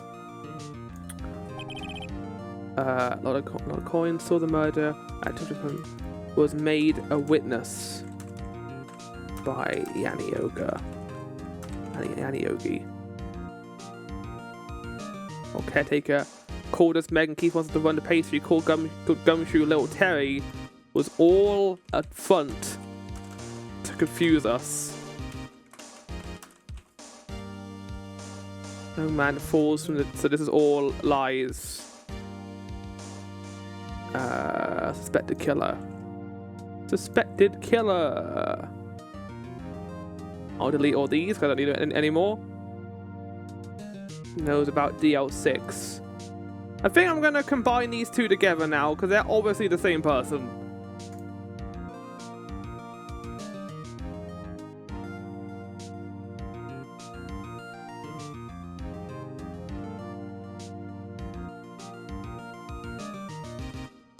Oh!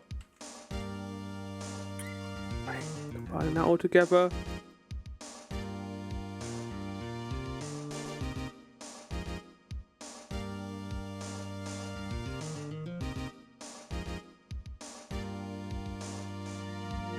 Left hand. First bullet killed Robert Anderson. Second bullet drawed the witness out. Third bullet was for the witness to see.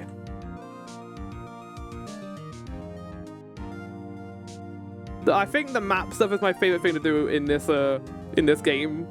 Like getting to build the thing up and have the entire map is really fun. Robert Anderson? Why does he Robert Anderson? Robert Hammond and Yanni Yogi. I'm just shit at this. Terrible. Who's Robert Anderson? I have no idea.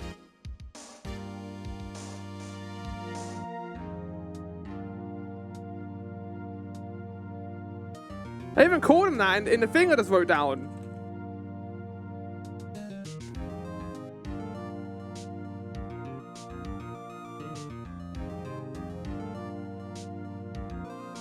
Heard the murder, didn't see another boat in the lake, returned ashore at 12 when the gunshot was heard, fled after hearing it. Robert Hammond died at the killed by Caretaker. By Yanni Yogi. Was shot in the boat rental store.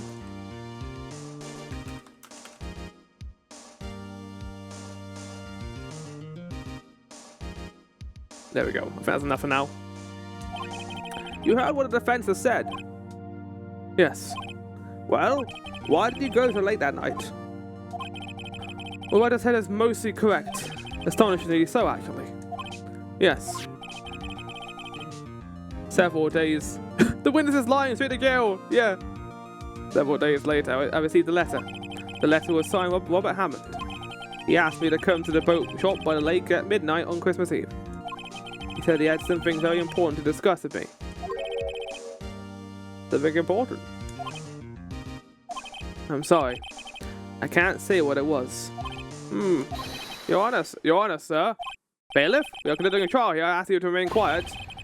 He has disappeared. He isn't at the boat shop either. Oh God, that's not good. What?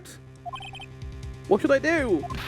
Find him quickly. We cannot allow him to get away. Why am I being told this? There's plain officers here too, right? I'm only a judge. Mr. Von Karma, your witness has disappeared. The search warrant has already been issued. It goes without saying that I cannot declare a verdict on these circumstances. It's very suspicious that he ran away as well, I want to point out. I request that the police department utilize all its forces to find out. That is terrifying. This guy is terrifying now. What if he tries to murder us? Am I understood? One more thing. Just who is the boat shop caretaker? I think his identity has become very important in this trial. I want him and I want to know who he is. Very well. Court is adjourned. I don't think Manfred's involved anymore. I thought he might be, but I don't think he is. I think he's just here as part of the trial. Yay, Nick, you did it! Yeah. Well, at least we got out from under that guilty verdict. Well, I do think he was oxygen deprived, but I do think also a part of that made him angry towards the people involved and wants to get, you know, revenge. What about Larry? That was something else. Even Von Karma didn't know what to do with his testimony. I really helped us out. Sure, once I sifted through his unique testimony. Still, he did save us. Just wish our cases weren't so down to the wire all the time. I know what you mean. Sometimes I feel like it's us on trial instead of our clients. Hey, Edgeworth. Mr. Edgeworth. Huh. Did you say something? I think he's... Yeah, I would also be scared right now if the guy who I assume murdered the other guy who was involved in this case. I would also be nervous right now. Don't look so pained. I mean, it looked like you're probably going to get off the hook. You can try to smile just a little. Relax. I think he wants to sort out the murder from 15 years ago. I'm sorry, but I fear it's not over for me yet. What do you mean? Right. There's something that's been troubling me for a long time now. And I don't know whether or not to tell you. Tell me, I can help you! Edgeworth. No. There's so little time left. I want to tell you to get it off my chest, but... I love you. Whoa! I can't make up my mind. What is this about, Edgeworth? It's a nightmare I've had. A memory of a crime that I committed. A crime you committed? A memory of a murder. What? What? Motherfucker. Oh, you make me angry. Yes, I would like to say until this point. Chat, I'm going to go on a small intermission to go get a snack and also sort out my laundry. That was a very involved part of that case that I loved. I'll see you guys in a second after some clips from the last, like, year or so mainly. Let's use... Bum. Bum, ba, ba, ba, bum.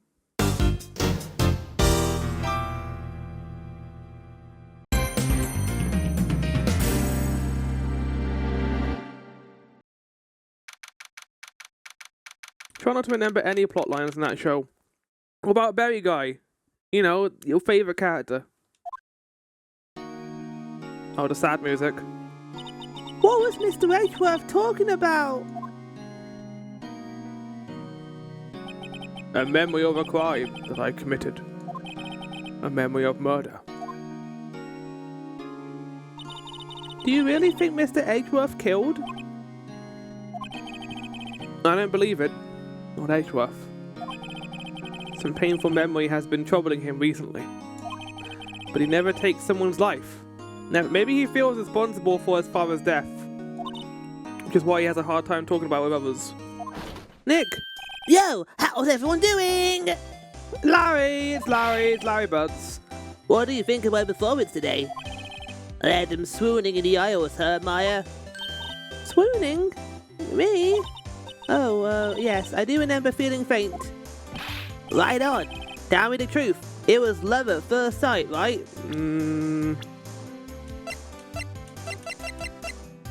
Yeah. Larry's going to jail. Right, Nick? Huh? Me? Maybe my heart skipped a beat or two. You love me, Nick? I think you can do better than that. Come on! I saved Edgeworth in there, dude. Eggy! You guys should be bowing before me. Yeah, bow before your hero!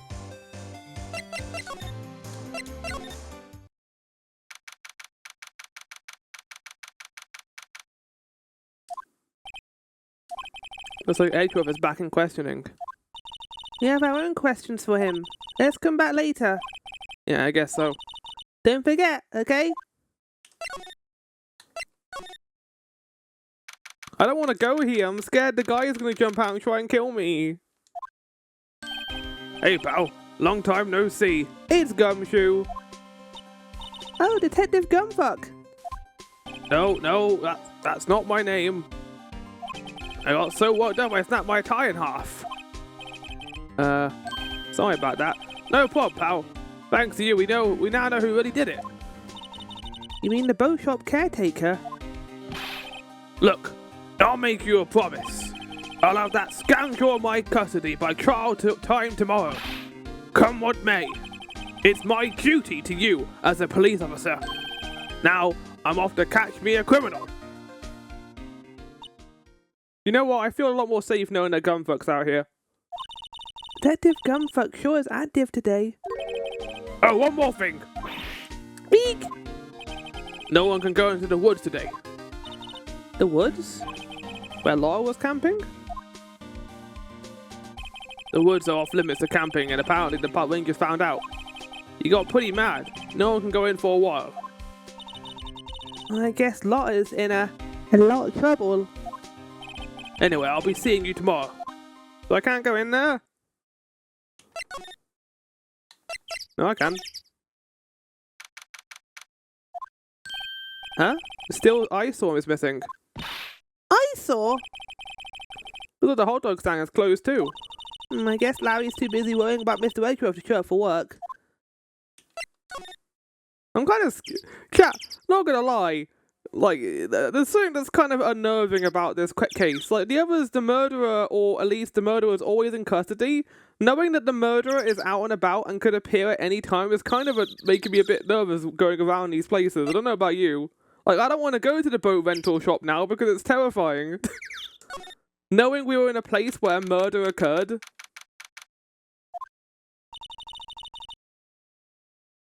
But our caretaker got away. Yep.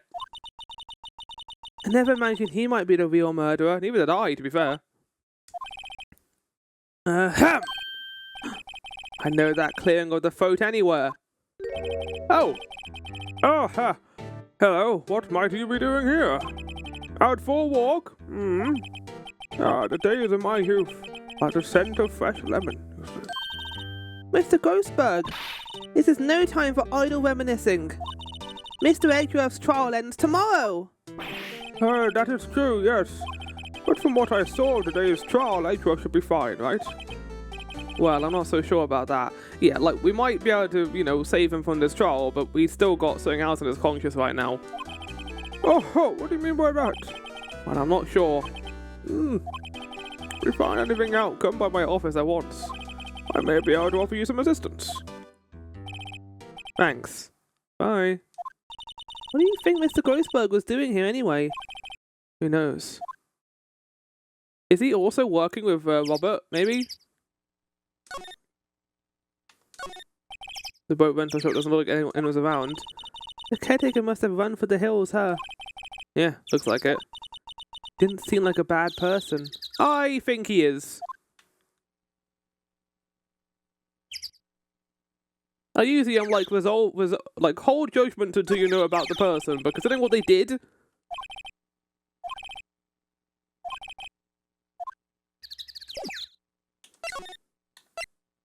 Oh, we can go in? Oh god. Well, we can try the safe now we're here. Nobody's home. Hello? Hello? Squad? Hey, it's Polly. Wonder where your owner's gone, Polly. Hello? Hello? Squad? I can't believe he'd run off and leave his poor pal to fend for herself. Hello? Hello? Squad?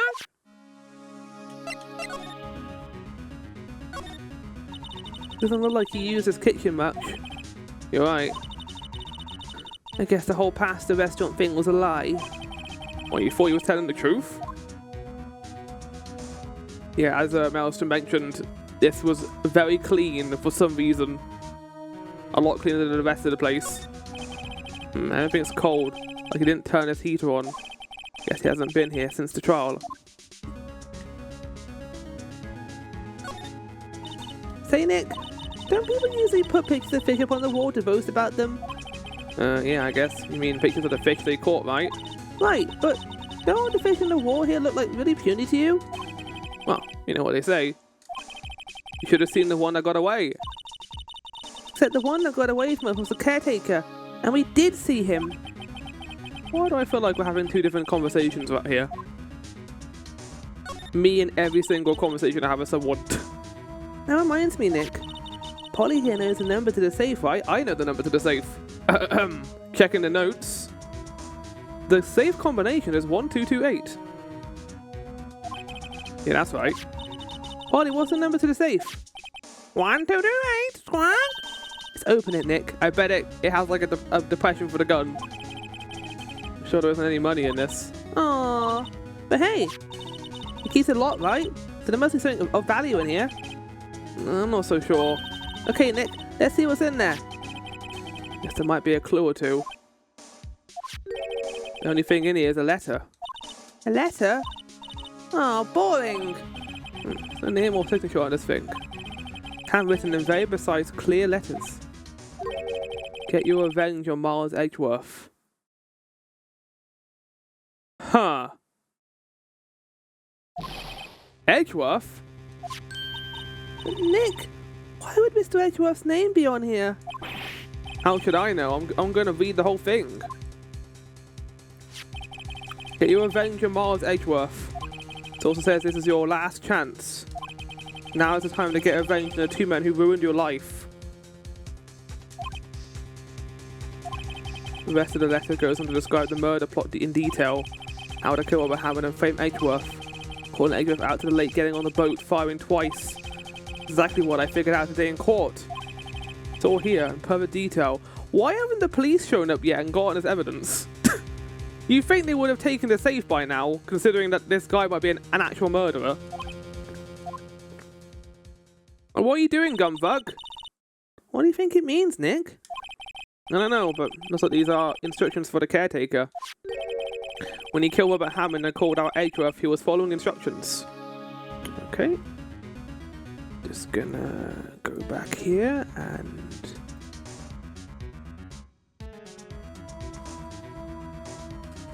There we go.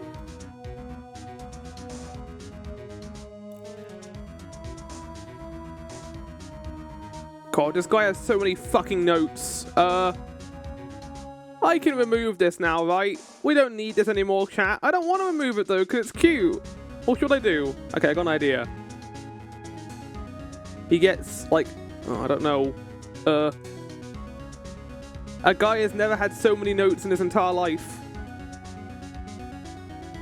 The murdered... hired to murder Edgeworth.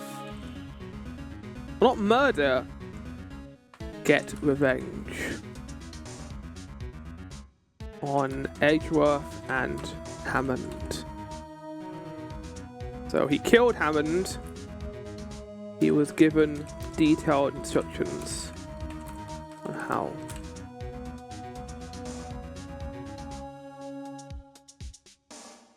Probably by Manfred, or maybe Marvin Grossberg. But I don't think Marvin Grossberg's evil, though.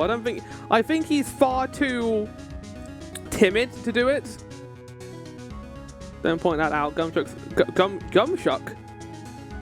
Gumfuck's salary is already in shreds.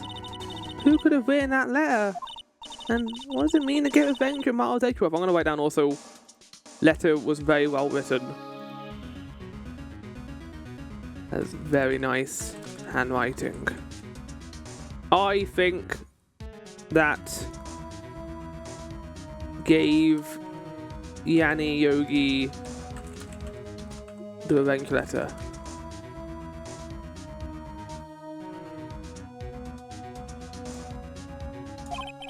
Look, I don't know, okay? But one thing's for certain. This letter is an amazing clue.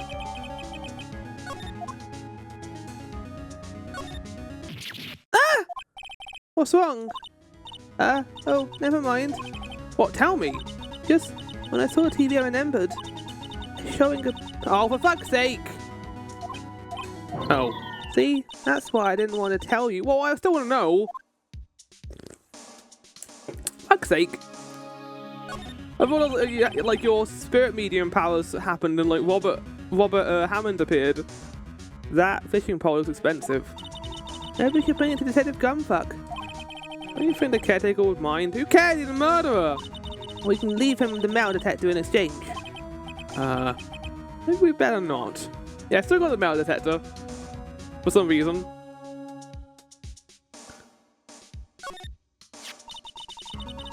Maybe I should take care of Polly, Nick. Probably shouldn't just kidnap her. The police know about her anyway. Gotta do something. Okay. Sorry, Polly. He said I can't take you. Wait, now the bird's gonna hate me. I don't think the bird knows what's going on.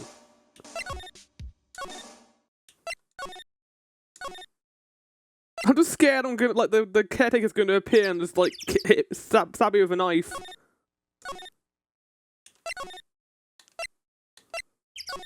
Okay, good job. Yep.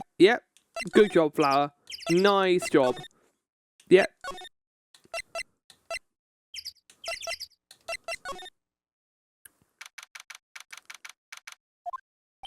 The Detective Gumfuck hasn't gotten back yet.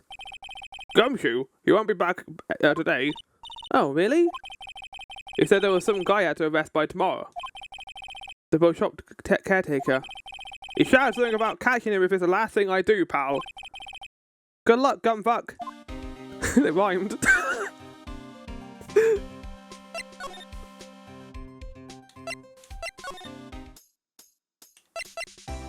Okay, fine.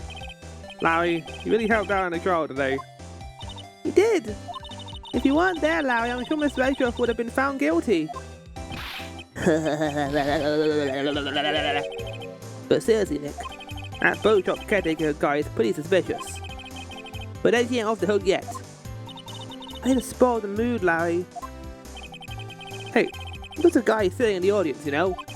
But from where I was sitting, Edgy seemed pretty edgy. I mean, can he really know he's telling the truth about that night? I mean, like, the evidence kind of suggests that we can. Nick? I don't know. But what I do know is, I'm going to believe in you two until the end. Us two? Edgeworth and who else? You mean me, right? Nah, he means me, right, Nick? Yeah, you, Larry.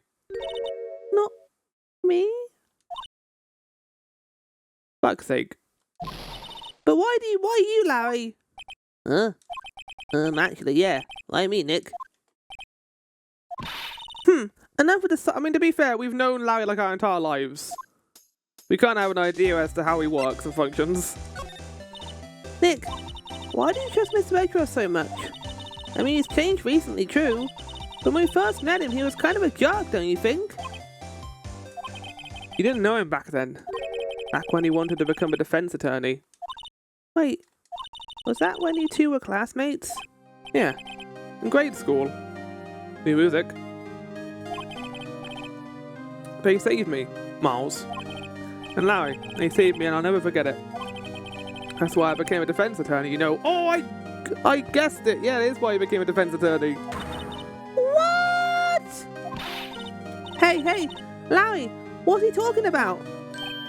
Huh? Oh, sorry, I kind of forgot. I'm gonna add that to my notes.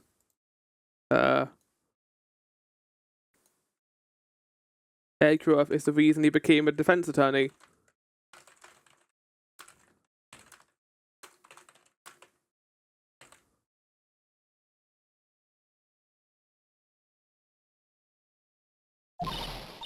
Okay, Nick, out of it. I'm gonna hear this story today, and that's final. Okay. Kind of a long story, so hang in there. It was very end of 3rd grade. I was on trial. A class trial. A class trial? You remember, Larry? Spring, end of 3rd grade? A kid in our class got his lunch money stolen. Lunch money? School was really small. Every month, kids will bring in an envelope of money from lunch from home. Huh? I see. Anyway, this kid's envelope disappeared, with $38 still inside. How much was lunch? Oh, yeah, now that you mention it, I do remember that. I can see why you forget. You were out of school that day. Anyway, the envelope had been stolen during PE class. I was coming down with a cold, so I skipped PE that day. I was the only one not in class. So they thought you did it? Yeah. The kids in class thought I should be put on trial. Trial? The next day we had a classroom trial with me and as a defendant. Oh my god. I didn't do it! Gooey! He did it! Gooey, it was you! Thief! Get the money back! You're such a meanie! No one play with him! Doesn't mean he did it! Can't hide the truth! Tell us the truth! We're gonna not play with you anymore! Yeah! Not more in my razor! Should be allowed in the relay race! Or in a library committee! You remember 50 cents I loaned you? Hey, did you do that back the other day? And then Edgeworth was like, no. Now, Phoenix, you should know you shouldn't steal people's money. It's not right. In the end, even the teacher thought I'd done it. Go over and apologize, Phoenix. Oh, he was some people were so mean to him. What the fuck is he wearing? What is his shirt? Chat, what is this? I'm sure it'll be important later. I didn't know what was happening. I was so sad, I couldn't stop crying. Everyone was staring at me like I'd done it. Tried to apologize and went where the boy whose money had been stolen was sitting. That's when it happened. Objection! He shouldn't have to apologize. The only thing that belongs in a trial is evidence. Everything else has no place. You should all be ashamed. Amateurs. Miles? Yeah! That's adorable. It wasn't you who stole my money. It wasn't you who stole my money, was it? No. Then you shouldn't apologize. Everyone's been shouting you did it, but no one has any proof. That is why, Your Honor, this boy is innocent. But Miles, it was your money that was stolen. Yeah, he did it. He's the one. We don't need proof. Make him say he's sorry. Why don't you all shut up? Oh, it's I. This is always how it is. Everyone's ganging up and picking on one another. Just think how he feels. He said he didn't do it, so he didn't do it.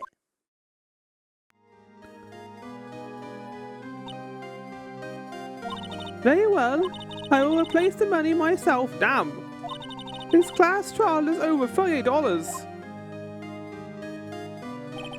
That's how it happened. After that, the three of us were the best of friends. Wow, I had no idea. Yeah, I had no idea either. I mean, I forgot. That's when I learned what it meant to be alone. Totally alone without a friend in the world. Did a good thing, Larry. Yeah, well, I was just lucky that I took the day off from school. If I'd been there, they would have thought I'd done it. I do it kind of personally, see? When something smells, it's usually the Butz. That was cute, I enjoyed that little backstory. Anyway, Edgeworth and I told after the class trial. That's when I heard his father was a defense attorney. Remember, his eyes would shine when he talked about his father. I'm going to become a defense attorney, just like my father. A famous defense attorney. Then, a few months later, he suddenly transferred to another school. The L6 incident. Right.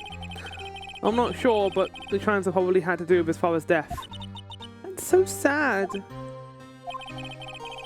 It was several years later when I heard Edgeworth's name again. There was an article about him in the newspaper. Headline was something like, "Dark Suspicions of a Demon Attorney." Fabricating evidence, manipulating testimonies, covering up facts.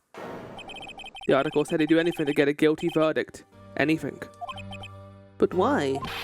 What happened? I mean, that's not the Edgy I used to know at all. I mean,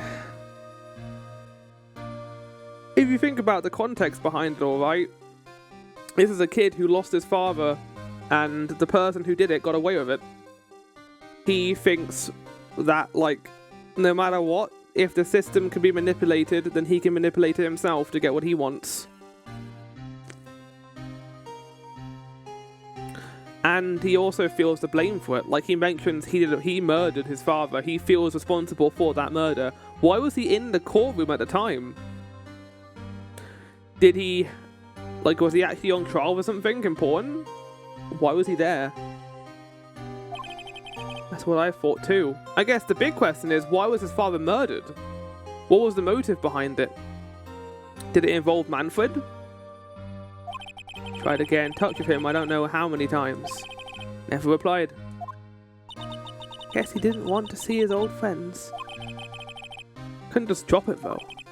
Wanted to meet him. Didn't learn why he had become who he became. That's when I decided. Wait, you don't mean... That's why? That's why he became a defense attorney? To meet Edgeworth? If I was a defense attorney, I'd know he'd have to meet me whether he wanted to or not. In court.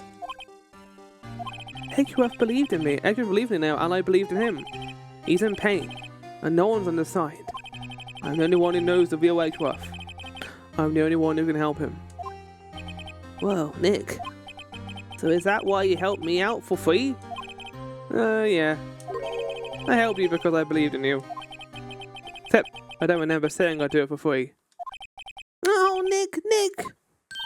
You have to save Mr. Edgeworth, which is the last thing we do. I mean, I understand saving him from Phoenix's perspective because he does want to help his old friend, but from, like, an audience's perspective, I'm just kind of thinking right now of the fact that, like, Edgeworth is responsible for, like, hundreds of cases where maybe someone who didn't deserve to go to jail went to jail for a lot of time. Like, he fabricated evidence. They even mentioned that. He was doing that to get a guilty verdict. So, like Manfred, where his prosecutions were perfect, he did it to make sure every single case he was involved in, they were guilty. Even if they didn't deserve it.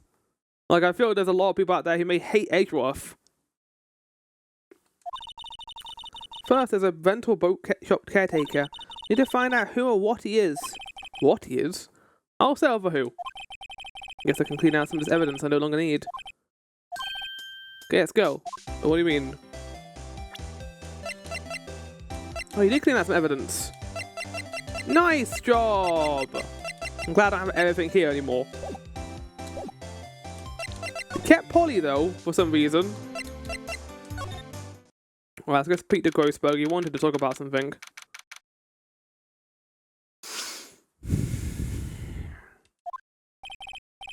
He's out. Again. When does he work anyway? Now, don't be harsh. Guess we'll have to come back later. Oh, there he is. You look as grim as always. Mr. Edgeworth, I heard a story about the class trial. Class trial? What do you mean? You don't remember? No, I don't. Yeah, to be honest, to be fair, in his defense, his father was murdered a couple of months later. Probably not the thing he was thinking about that year. Lunch money was stolen, wasn't it, in 3rd grade? Lunch money? Oh, alright, yes, I seem to remember something like that. I think you're the only one who really remembers. Well, it probably only really mattered to me anyway. I mean, from Edgeworth's perspective, I don't think he views Phoenix as a friend, necessarily, because he did only know him for a couple of months, and that year was the worst year of his life, when he lost his father. He's not going to be thinking about a guy who he helped once as a kid, or Larry, at all. Probably wasn't even involved with the Faye side of things. He doesn't know anything about Maya or anything along their lines. The trial was the reason Nick became a defense attorney. He doesn't care. I understand why he doesn't care. Ridiculous. Gee, thanks. That said, it does sound like the kind of thing you do. You haven't changed a bit, have you, Wright? So simple, to a fault even. Well, maybe, yeah, but I think you changed too much, Edgeworth. Perhaps. Hey, Edgeworth, why did you become a prosecutor anyway? You used to look up to your dad. Said you wanted to be a defense attorney, right? I couldn't let myself deny reality like you. What do you mean? My father was taken from me. You want me to defend criminals? I'm sorry, Wright, but I'm not that good of a person. I just was apprehending your father's murder, right? Yes. The man trapped in the elevator with my father. His name was Yanni Yogi. He had to be the shooter, any way you look at it. Yet he was found innocent. That defense attorney got him off the hook. That would be Robert Hammond. On that day, 15 years ago, the 3 of us were trapped in that elevator for 5 hours. When we were rescued, we were all suffered oxygen deprivation. I lost all memory of the murder. Lost your memory. But you recovered it in a dream, right? Even now, I don't recall what happened in that elevator. That was the crux of Yogi's attorney's argument in court. He claimed Yanni Yogi had not been of sound mind due to the oxygen deprivation. Yogi was released due to a lack of evidence. Innocent. I'm going to make a counterpoint right now to that and call bullshit. There were 3 people in that elevator. They were all oxygen deprived. All you would need to do is find the weapon on the guy to prove that he was shot 3 times. No one else could have gone into that elevator. What are you saying, game? I guess it is kind of realistic. The court proceedings, the way it works, it all relies upon evidence. If there is no evidence that a murder occurred, then it didn't occur. Even though it did occur, and we know it did occur because the context of the scene implies that. But you can't, like, yeah, if everyone forgot what happened, there's no motive you can crack down. It kind of brings into a question, how far are you willing to go to prove someone is innocent over proving that they're guilty, right? Guilty until proven it, innocent until proven guilty. Started to hate defense attorneys. I understand. What's your relation with Ron Karma? He's my teacher and a man who deserves respect. I learned everything I know of courtroom techniques from him. He's like my sister was to you, Nick. He is a perfectionist in all things. In court, in his personal life, he is obsessed with doing everything perfectly. Kind of like that murder thing we found. Perfectly, huh? In all the cases he has taken on, none were left unsolved. Not one suspect was declared innocent ever. Why would Manfred take on a case to prosecute his own, assistant, like someone who he wants to see prosper in this line of work. Why would he do that? Manfred only showed up to prosecute Edgeworth, and he had perfectly lined up witnesses and perfect evidence because he set up the crime. He knew everything that was going to be involved in that crime, every single variable. The only part he couldn't control was who was there, like Larry and Lotta. I know. It's possible some of the suspects were indeed innocent. However, it is impossible for us to accurately determine that in every case. All Von Karma does is his job, to find the suspect guilty, perfectly. In any case, it's nigh well impossible to find a weakness in him. Should a weakness appear, he'll do everything in his power to make it go away. Interesting, yeah. Like, you think about the nature of law and how it's designed. You have someone who defends the person. Even if they are the murderer, you have to defend them, that is your job. And then vice versa.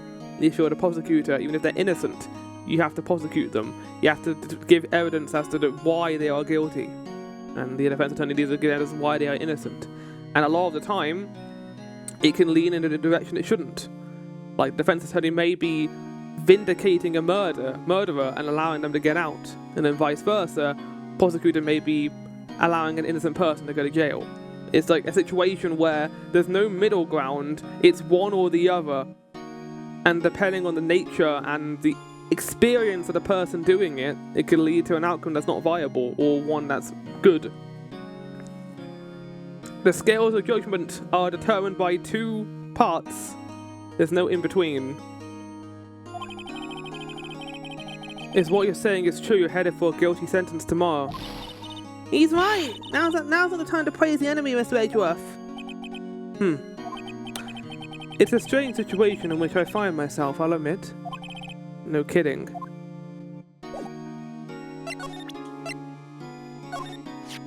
Edgeworth, see this letter? This came out of the safe in the shack where that pro-rental caretaker lives. I see. Revenge. On me. Do you know the handwriting? Who is that old guy anyway? I don't know. Could he be an innocent defendant who got declared guilty or something? That's what I was thinking too, but I know who it is. Nice, right? But I don't remember that old man. Not at all. So he was following this letter then. It makes sense why he doesn't remember Yanni Yogi, because he doesn't have the memories of that event. It means there was someone else behind it. Now is the time to get revenge on the two men who ruined your life. Two men. Meaning myself and Robert Hammond. It also says this is your last chance. Last chance. Wait. Maybe he's talking about the status of limitations in the DL6 incident. Wait, that old man. What is it? Do you know who he is? Yogi. Could he be Yogi? Yogi? Suspect in the DL6 incident, the one who was found innocent. I'm not going to show him that. It was that case that changed my life. And tomorrow on December 28th, its statute of limitations runs out. Tomorrow. Could that be a coincidence? But, even if the case is finally closed on paper, it will never be erased from my memory. Never. Oh, Mr. Edgeworth. I think I already showed him Misty Faye. Do you want to see Polly? Sorry, I'm not sure I can help you with that. Right, thank you for your time, Edgeworth.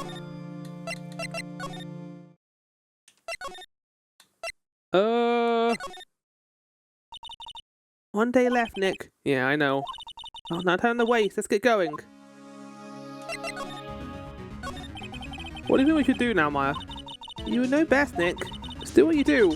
That should work. I feel like this situation here with Maya, I always think it's like actually giving me hints, but it's not. It's Maya saying, I don't know what I'm doing, I'm just your assistant.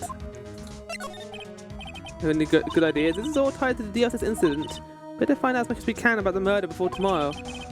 When it happened back that has a hold on Edgeworth and it won't let go.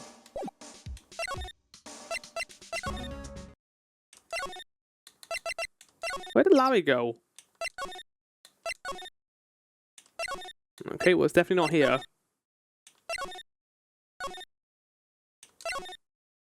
Good. This is my favorite part of the game, not knowing where to go now. Or they haven't shown all evidence of all the characters. I mean, the only person we can talk to right now is Edgeworth, so let's give him more evidence. Here's your father's death. Enjoy. Nick, no! I'm sorry, I don't know what else to do!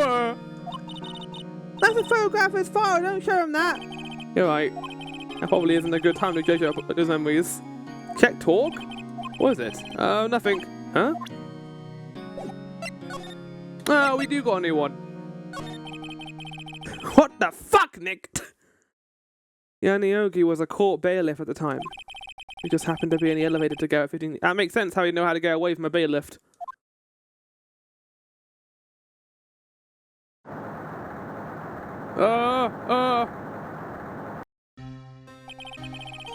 The quake was incredibly strong.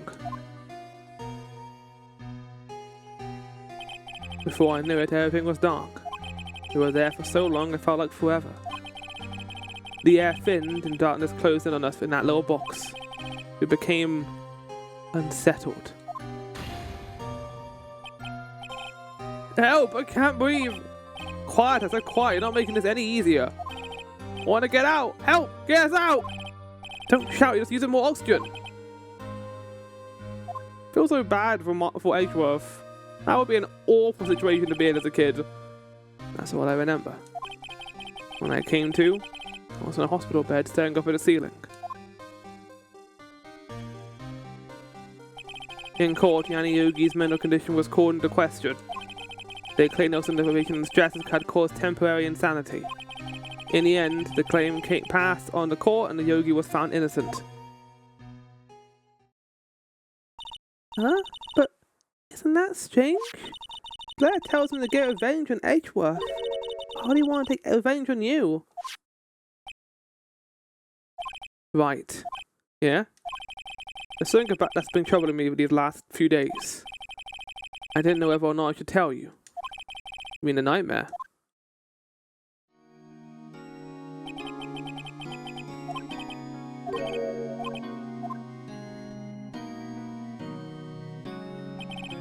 I think the time has come to tell all. Shit, here we fucking go, chat. Get your popcorn ready. For the last 15 years, I've had the same dream almost every night. I wake up in a fearful sweat every time. What kind of dream? It's a dream about my father's killing in the dark. Help! I can't breathe! I had the same dialogue as last time. I can't breathe. You're using up my air. What? Stop breathing my air. I'll stop you.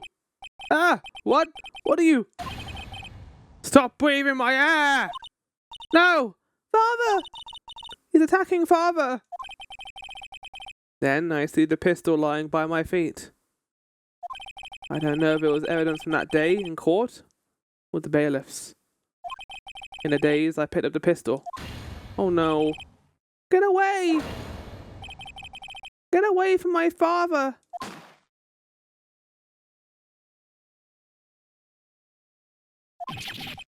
Ah!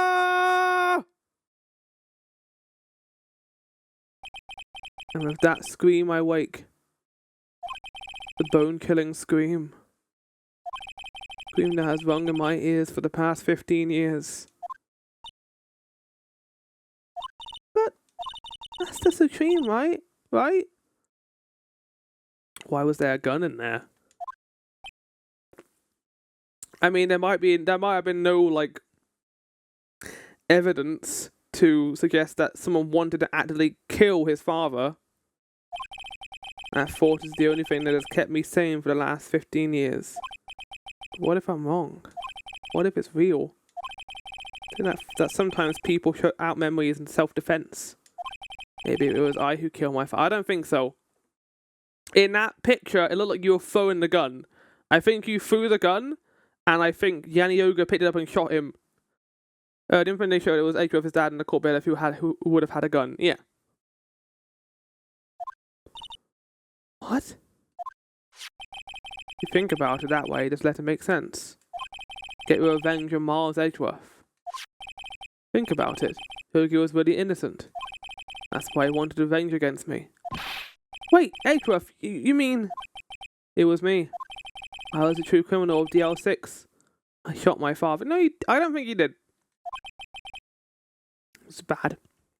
If they wanted to show Edgeworth being the one who did the murder, we would have seen him holding the gun in his hands. He threw the gun. I think maybe Yogi picked it up and then shot his father. What are we going to do, Nick? What can we do? I don't know.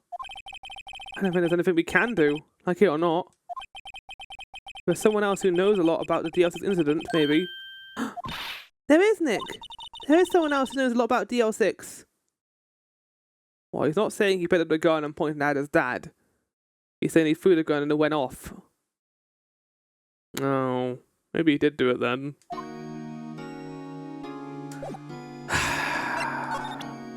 I don't think it's that simple. I don't think he did it. I'm still going to hold off.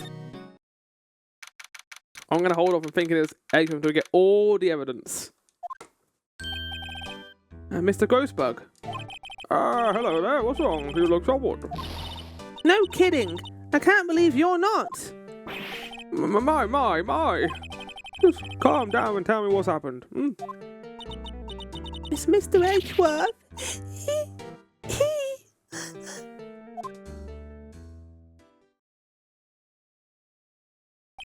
I see. So, Edgeworth gently shot his own father. It's only a dream. Only a dream. I wonder. What? If that's the case, then why did you two look so troubled, Well, also consider this. Yogi certainly holds a deep grudge against Miles Edgeworth. So deep he'd want to frame him for murder. This leads me to surmise Mr. Edgeworth's dream was not a dream, it was real. As you imagined, Mr. Miles Edgeworth threw the pistol to save his father. Pistol fired. The deed was done. Shit!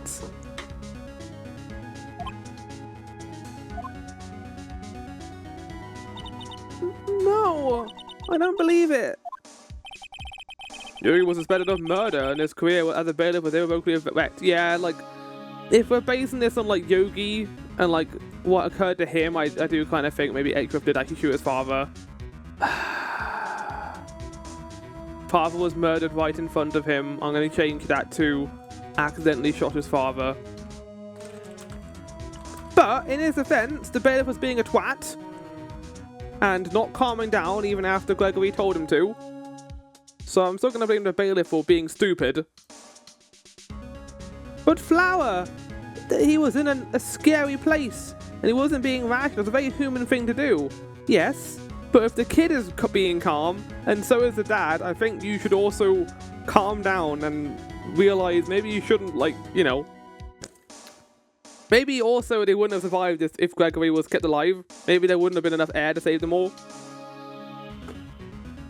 Accidentally shot his father. There was motive for killing the lawyer. Was working with Hammond. Doesn't like Earth was trapped drawn to DL6.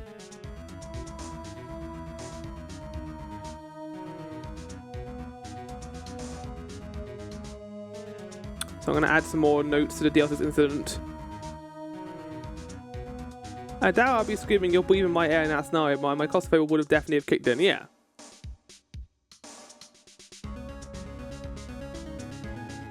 Miles accidentally shot his father trying to defend him from Yogi.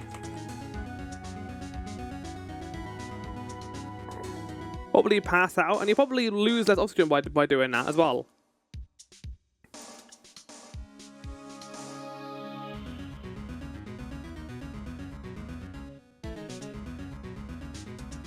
Was blamed for the murder, wrecking his career.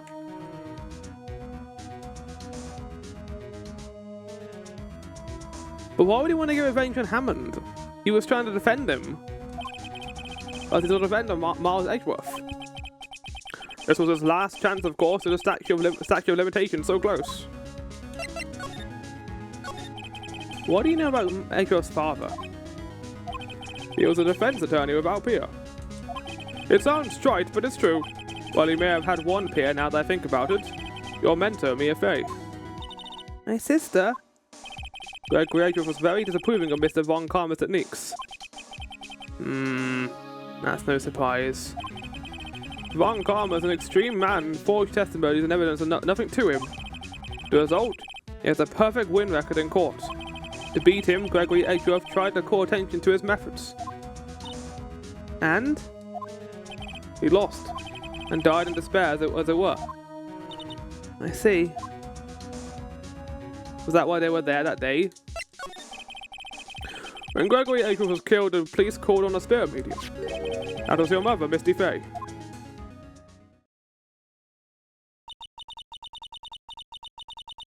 I am Gregory Edgeworth.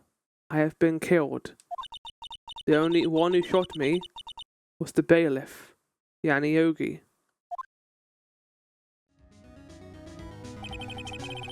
Yet Yogi was found innocent. My mother left us. Everyone called her a fraud. She threw the gun and it was shot. She threw the gun and it was shot.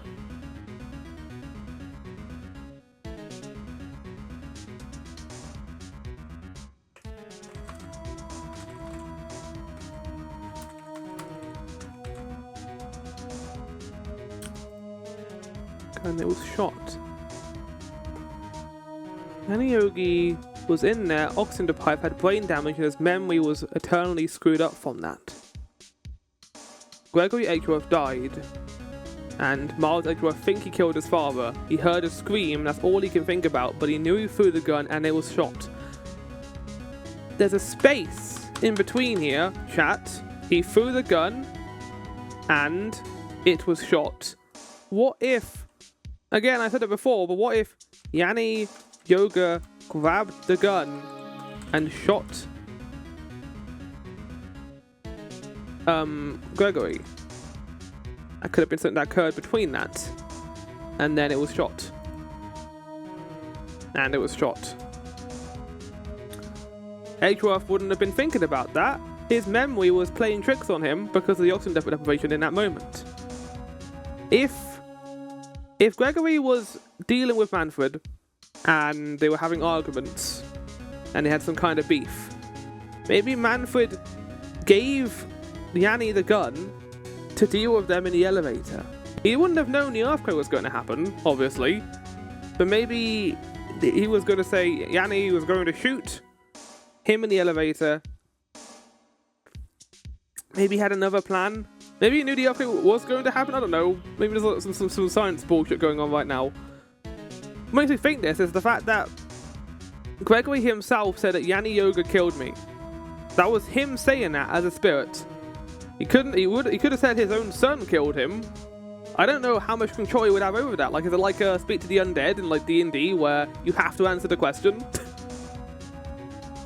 So yeah, Yanni Yoga threw the gun and it was shot. I think Yanni Yoga was hired to kill Gregory in the elevator because of the earthquake. Because of the earthquake, he was entrapped. He then tried to kill Gregory by just strangling him. He probably forgot about the gun. Miles threw the gun. It missed. Maybe hit Yanni. Yanni grabbed the gun, shot Gregory, and all that Miles remembers the scream afterwards. And then, now, Manfred, realizing Edgeworth might investigate the Elsa's incident and finding out more about what occurred, wants to deal with both him and the lawyer. The last two parts of this that, you know, are tied to the case. Because Misty disappeared. So I'm going to add to this. Gave Yanni Yogi the revenge letter. Had debates with Gregory. Hates him. And that's motive for murder, I think, in this case. Shot by Edgeworth, involved in the Elsa's incident. Worked for Grossberg. Murdered in a Elsa's incident.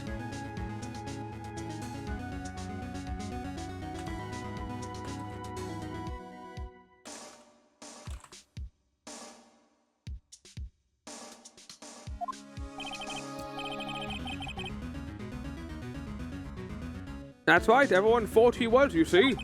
Yet, now that I think about it, it seems the one who lied was Gregory Edgeworth's ghost. I don't think he lied. Gregory Edgeworth must have known who shot him. I don't believe it.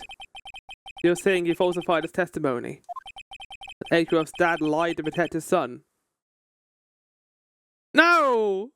The last 5 minutes of me doing the evidence scrounging is about to be fucked over by this line. It's only a possibility, mind you, but a possibility nonetheless.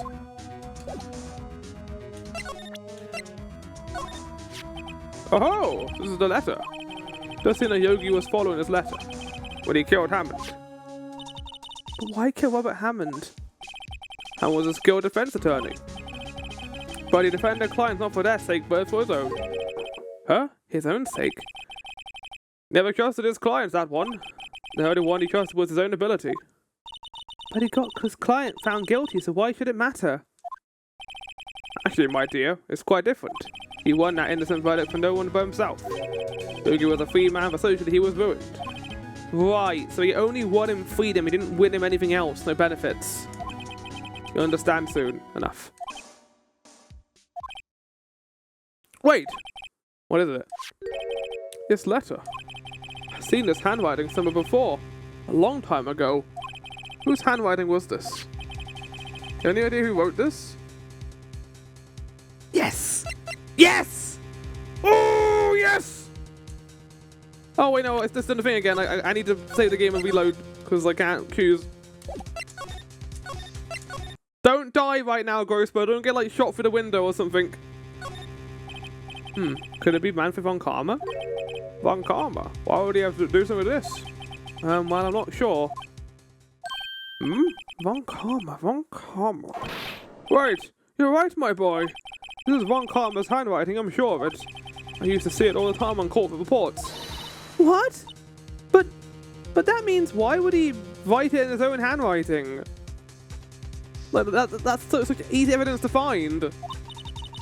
The one he told Mrs. Yogi to kill was... Correct. Manfred von Karma. Is that how egotistical he is? He doesn't think anyone's going to find out or be able to prosecute him for it? What does this mean then? Why would Von Karma want to frame Edgeworth?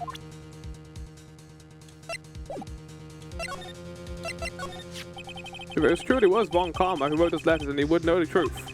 He would know that Miles Edgeworth had accidentally killed his own father. Say as much as tomorrow in court, I should think. But the point until the court finds Miles Edgeworth guilty. Oh no.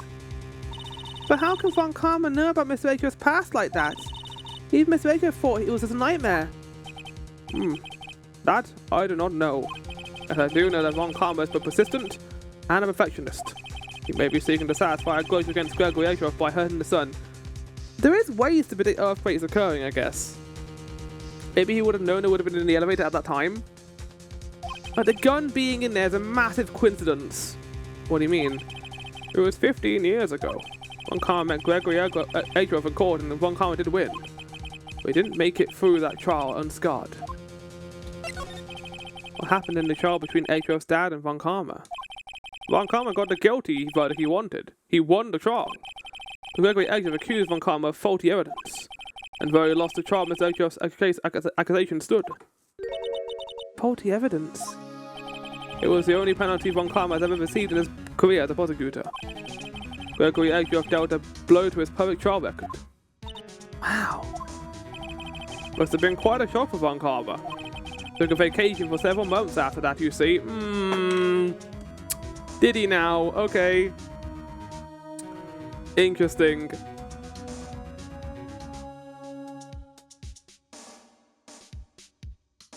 Killed Gregory and went on vacation after. What a based guy. I'm gonna kill my rival and then go to Hawaii for a bit.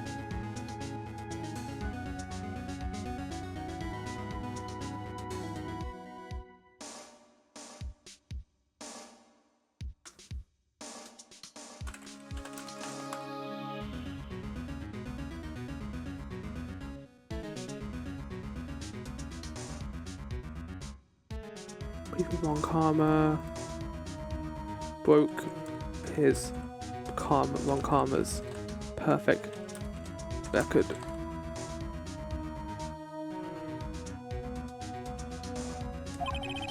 Vacation? Yes, an unusual event for the man. That was the first and the last vacation he's taken in his many years of prosecuting. Really? He doesn't take vacations? Like, go to the sea or to the mountains? Don't tell me he's never been to Europe. You have strange ideas about vacations, Maya. What are you talking about, Phoenix?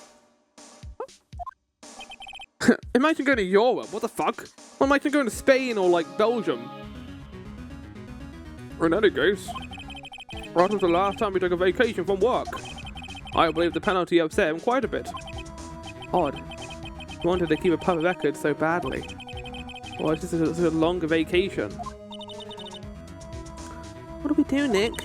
And Karma's going to bring up DL6, you can bet on it. What if Mr. Edgeworth pleads guilty to DL6? I won't let him. Yes, Mr. Wright. Well, I think there's one to go to Europe. He lives in the land of the free. He can eat all the hamburgers he wants, it's true. He's a true American. But even accidental murder is still murder, you know. I mean, the manslaughter charge is a lot lower. I know that. I just believe in Edgeworth's innocence. Can't believe he'd kill someone.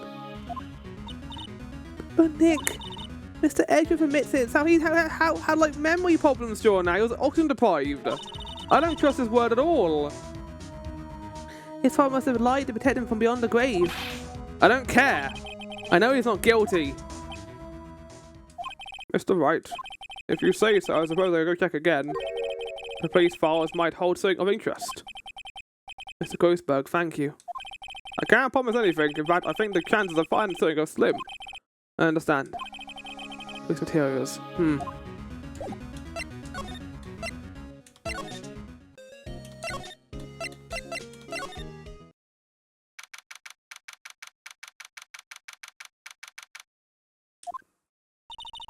There's hardly anyone here. Everyone must be looking out for the old guy, Yogi.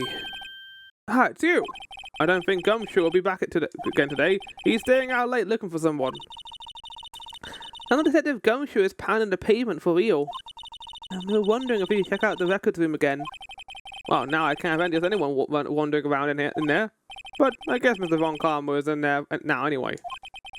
You can go in as long as he's there. Von Karma?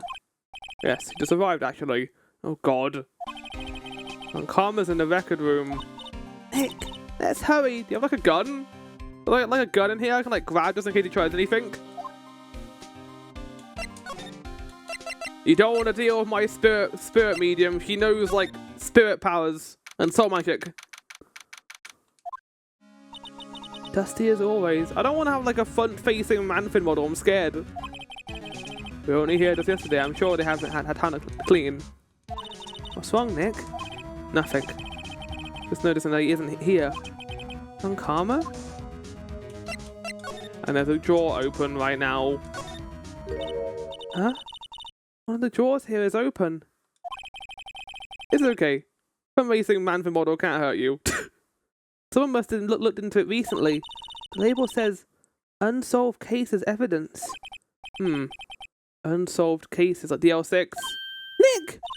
The file with DL6 is completely empty. What? What are you doing in here? Whoa, what are you doing in here? Ah! Von Karma! You. How do you know my name?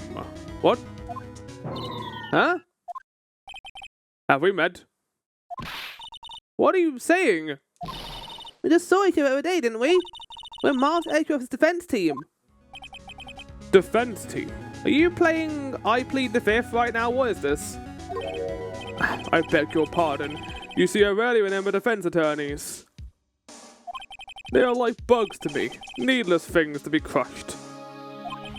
I can see how this guy was Edgeworth's mentor. Oh, the smug son of a bitch. Mr. Edgeworth is your student, right? A romanticist who still can't shed that veneer of amateurism. Just like his father, always second rate. Mr. Von Karma. You had an axe to grind at Mr. Gregory Edgeworth, didn't you? Me? A grudge against a mere defense attorney? Why? Because he dealt a blow to your otherwise perfect trial record. So you did. What I don't get is, why did you take his son under your wing afterwards? son of your most bitter rival. So he wouldn't be able to fight against it and work out what happened. Turn him into a prosecutor and he can't do it. That, my dear attorney, is none of your business. Maybe Edgeworth losing against us recently led him to investigating the trial again. Like he wants, like we were able to break him out of the stupor he was in because of karma.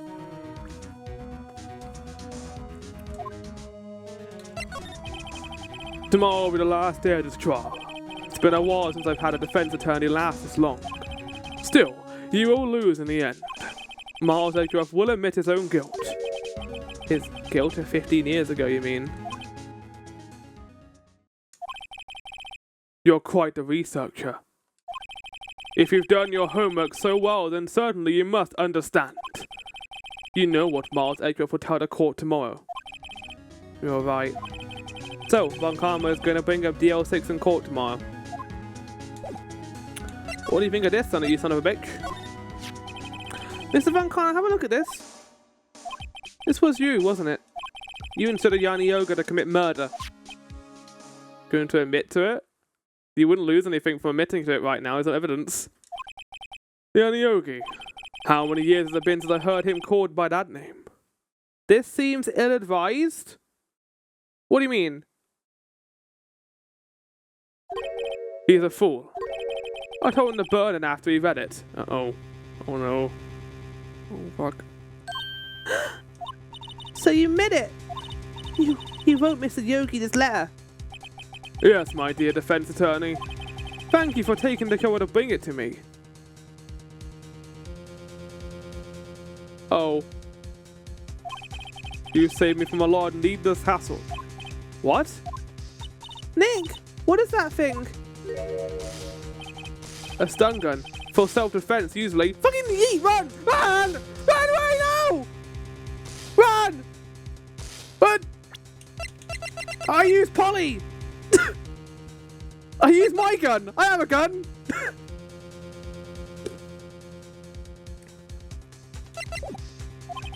Indeed. 600,000 volts will course through your body like a dog touching an electric fence. 600,000? Oh, don't worry. People don't die from it usually. Now give me the letter. No. No! Whoa, what are you? Nick, run! No!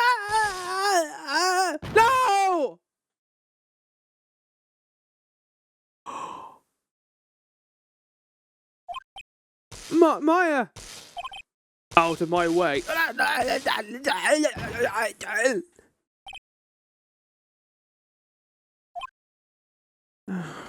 I think I had to do that though, to be fair, to get out of the situation. Got us. The letter's gone, of course. And he took the DL6 evidence, all of it. Back to having no clues. Wait. Maya jumped first. Maya, is she okay? Did she do something? Did she grab something before it happened? Maya!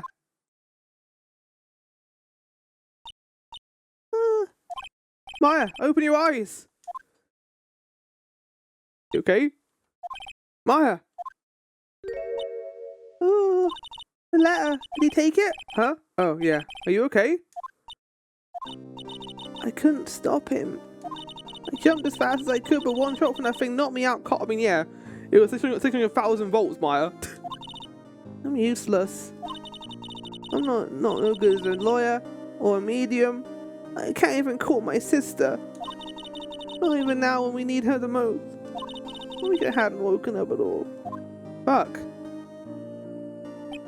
Maya! There has to be some way I can help her. Better do something about her self-confidence first. Maya, he's holding something. Yes, Maya! What is this? A bullet? Deals in evidence number 7 taken from the heart of Gregory Edgeworth. I remember. Von Karma was holding this when Maya jumped him. It bears clear ballistics markings. Oh, we're gonna throw the ballistic markings right back in his fucking face. Oh, brilliant. I'll prove it to you, Maya. You're most definitely not useless. I'll prove it to you in court tomorrow. Oh, chat! Oh. And that is where we're going to leave it for turnabout goodbyes. I know I got like 20 minutes left I could use, but I think this is the best time to end this. Next stream, chat, we will finish off Ace Attorney, the final trial of this game for now. We're going to do the final case in November. But yeah, what a fucking episode, my god. I loved all of that. I love like working out how the entire murder occurred. Going through all of this was a lot of fun. But yeah, next time we'll get the final case done. I don't know how long we have left. I know this is just going to be the final part of the case, but maybe we'll wrap it up with, like, I don't know, talking about the game, how much I enjoyed it, that kind of thing. We'll see. But yeah, look at all these fucking notes. Look at... Actually, there's less notes than there were for Turnabout Samurai, but to be fair, there's less witnesses here, I think. But yeah, look at all these juicy notes. It's delicious. We're going to call it there.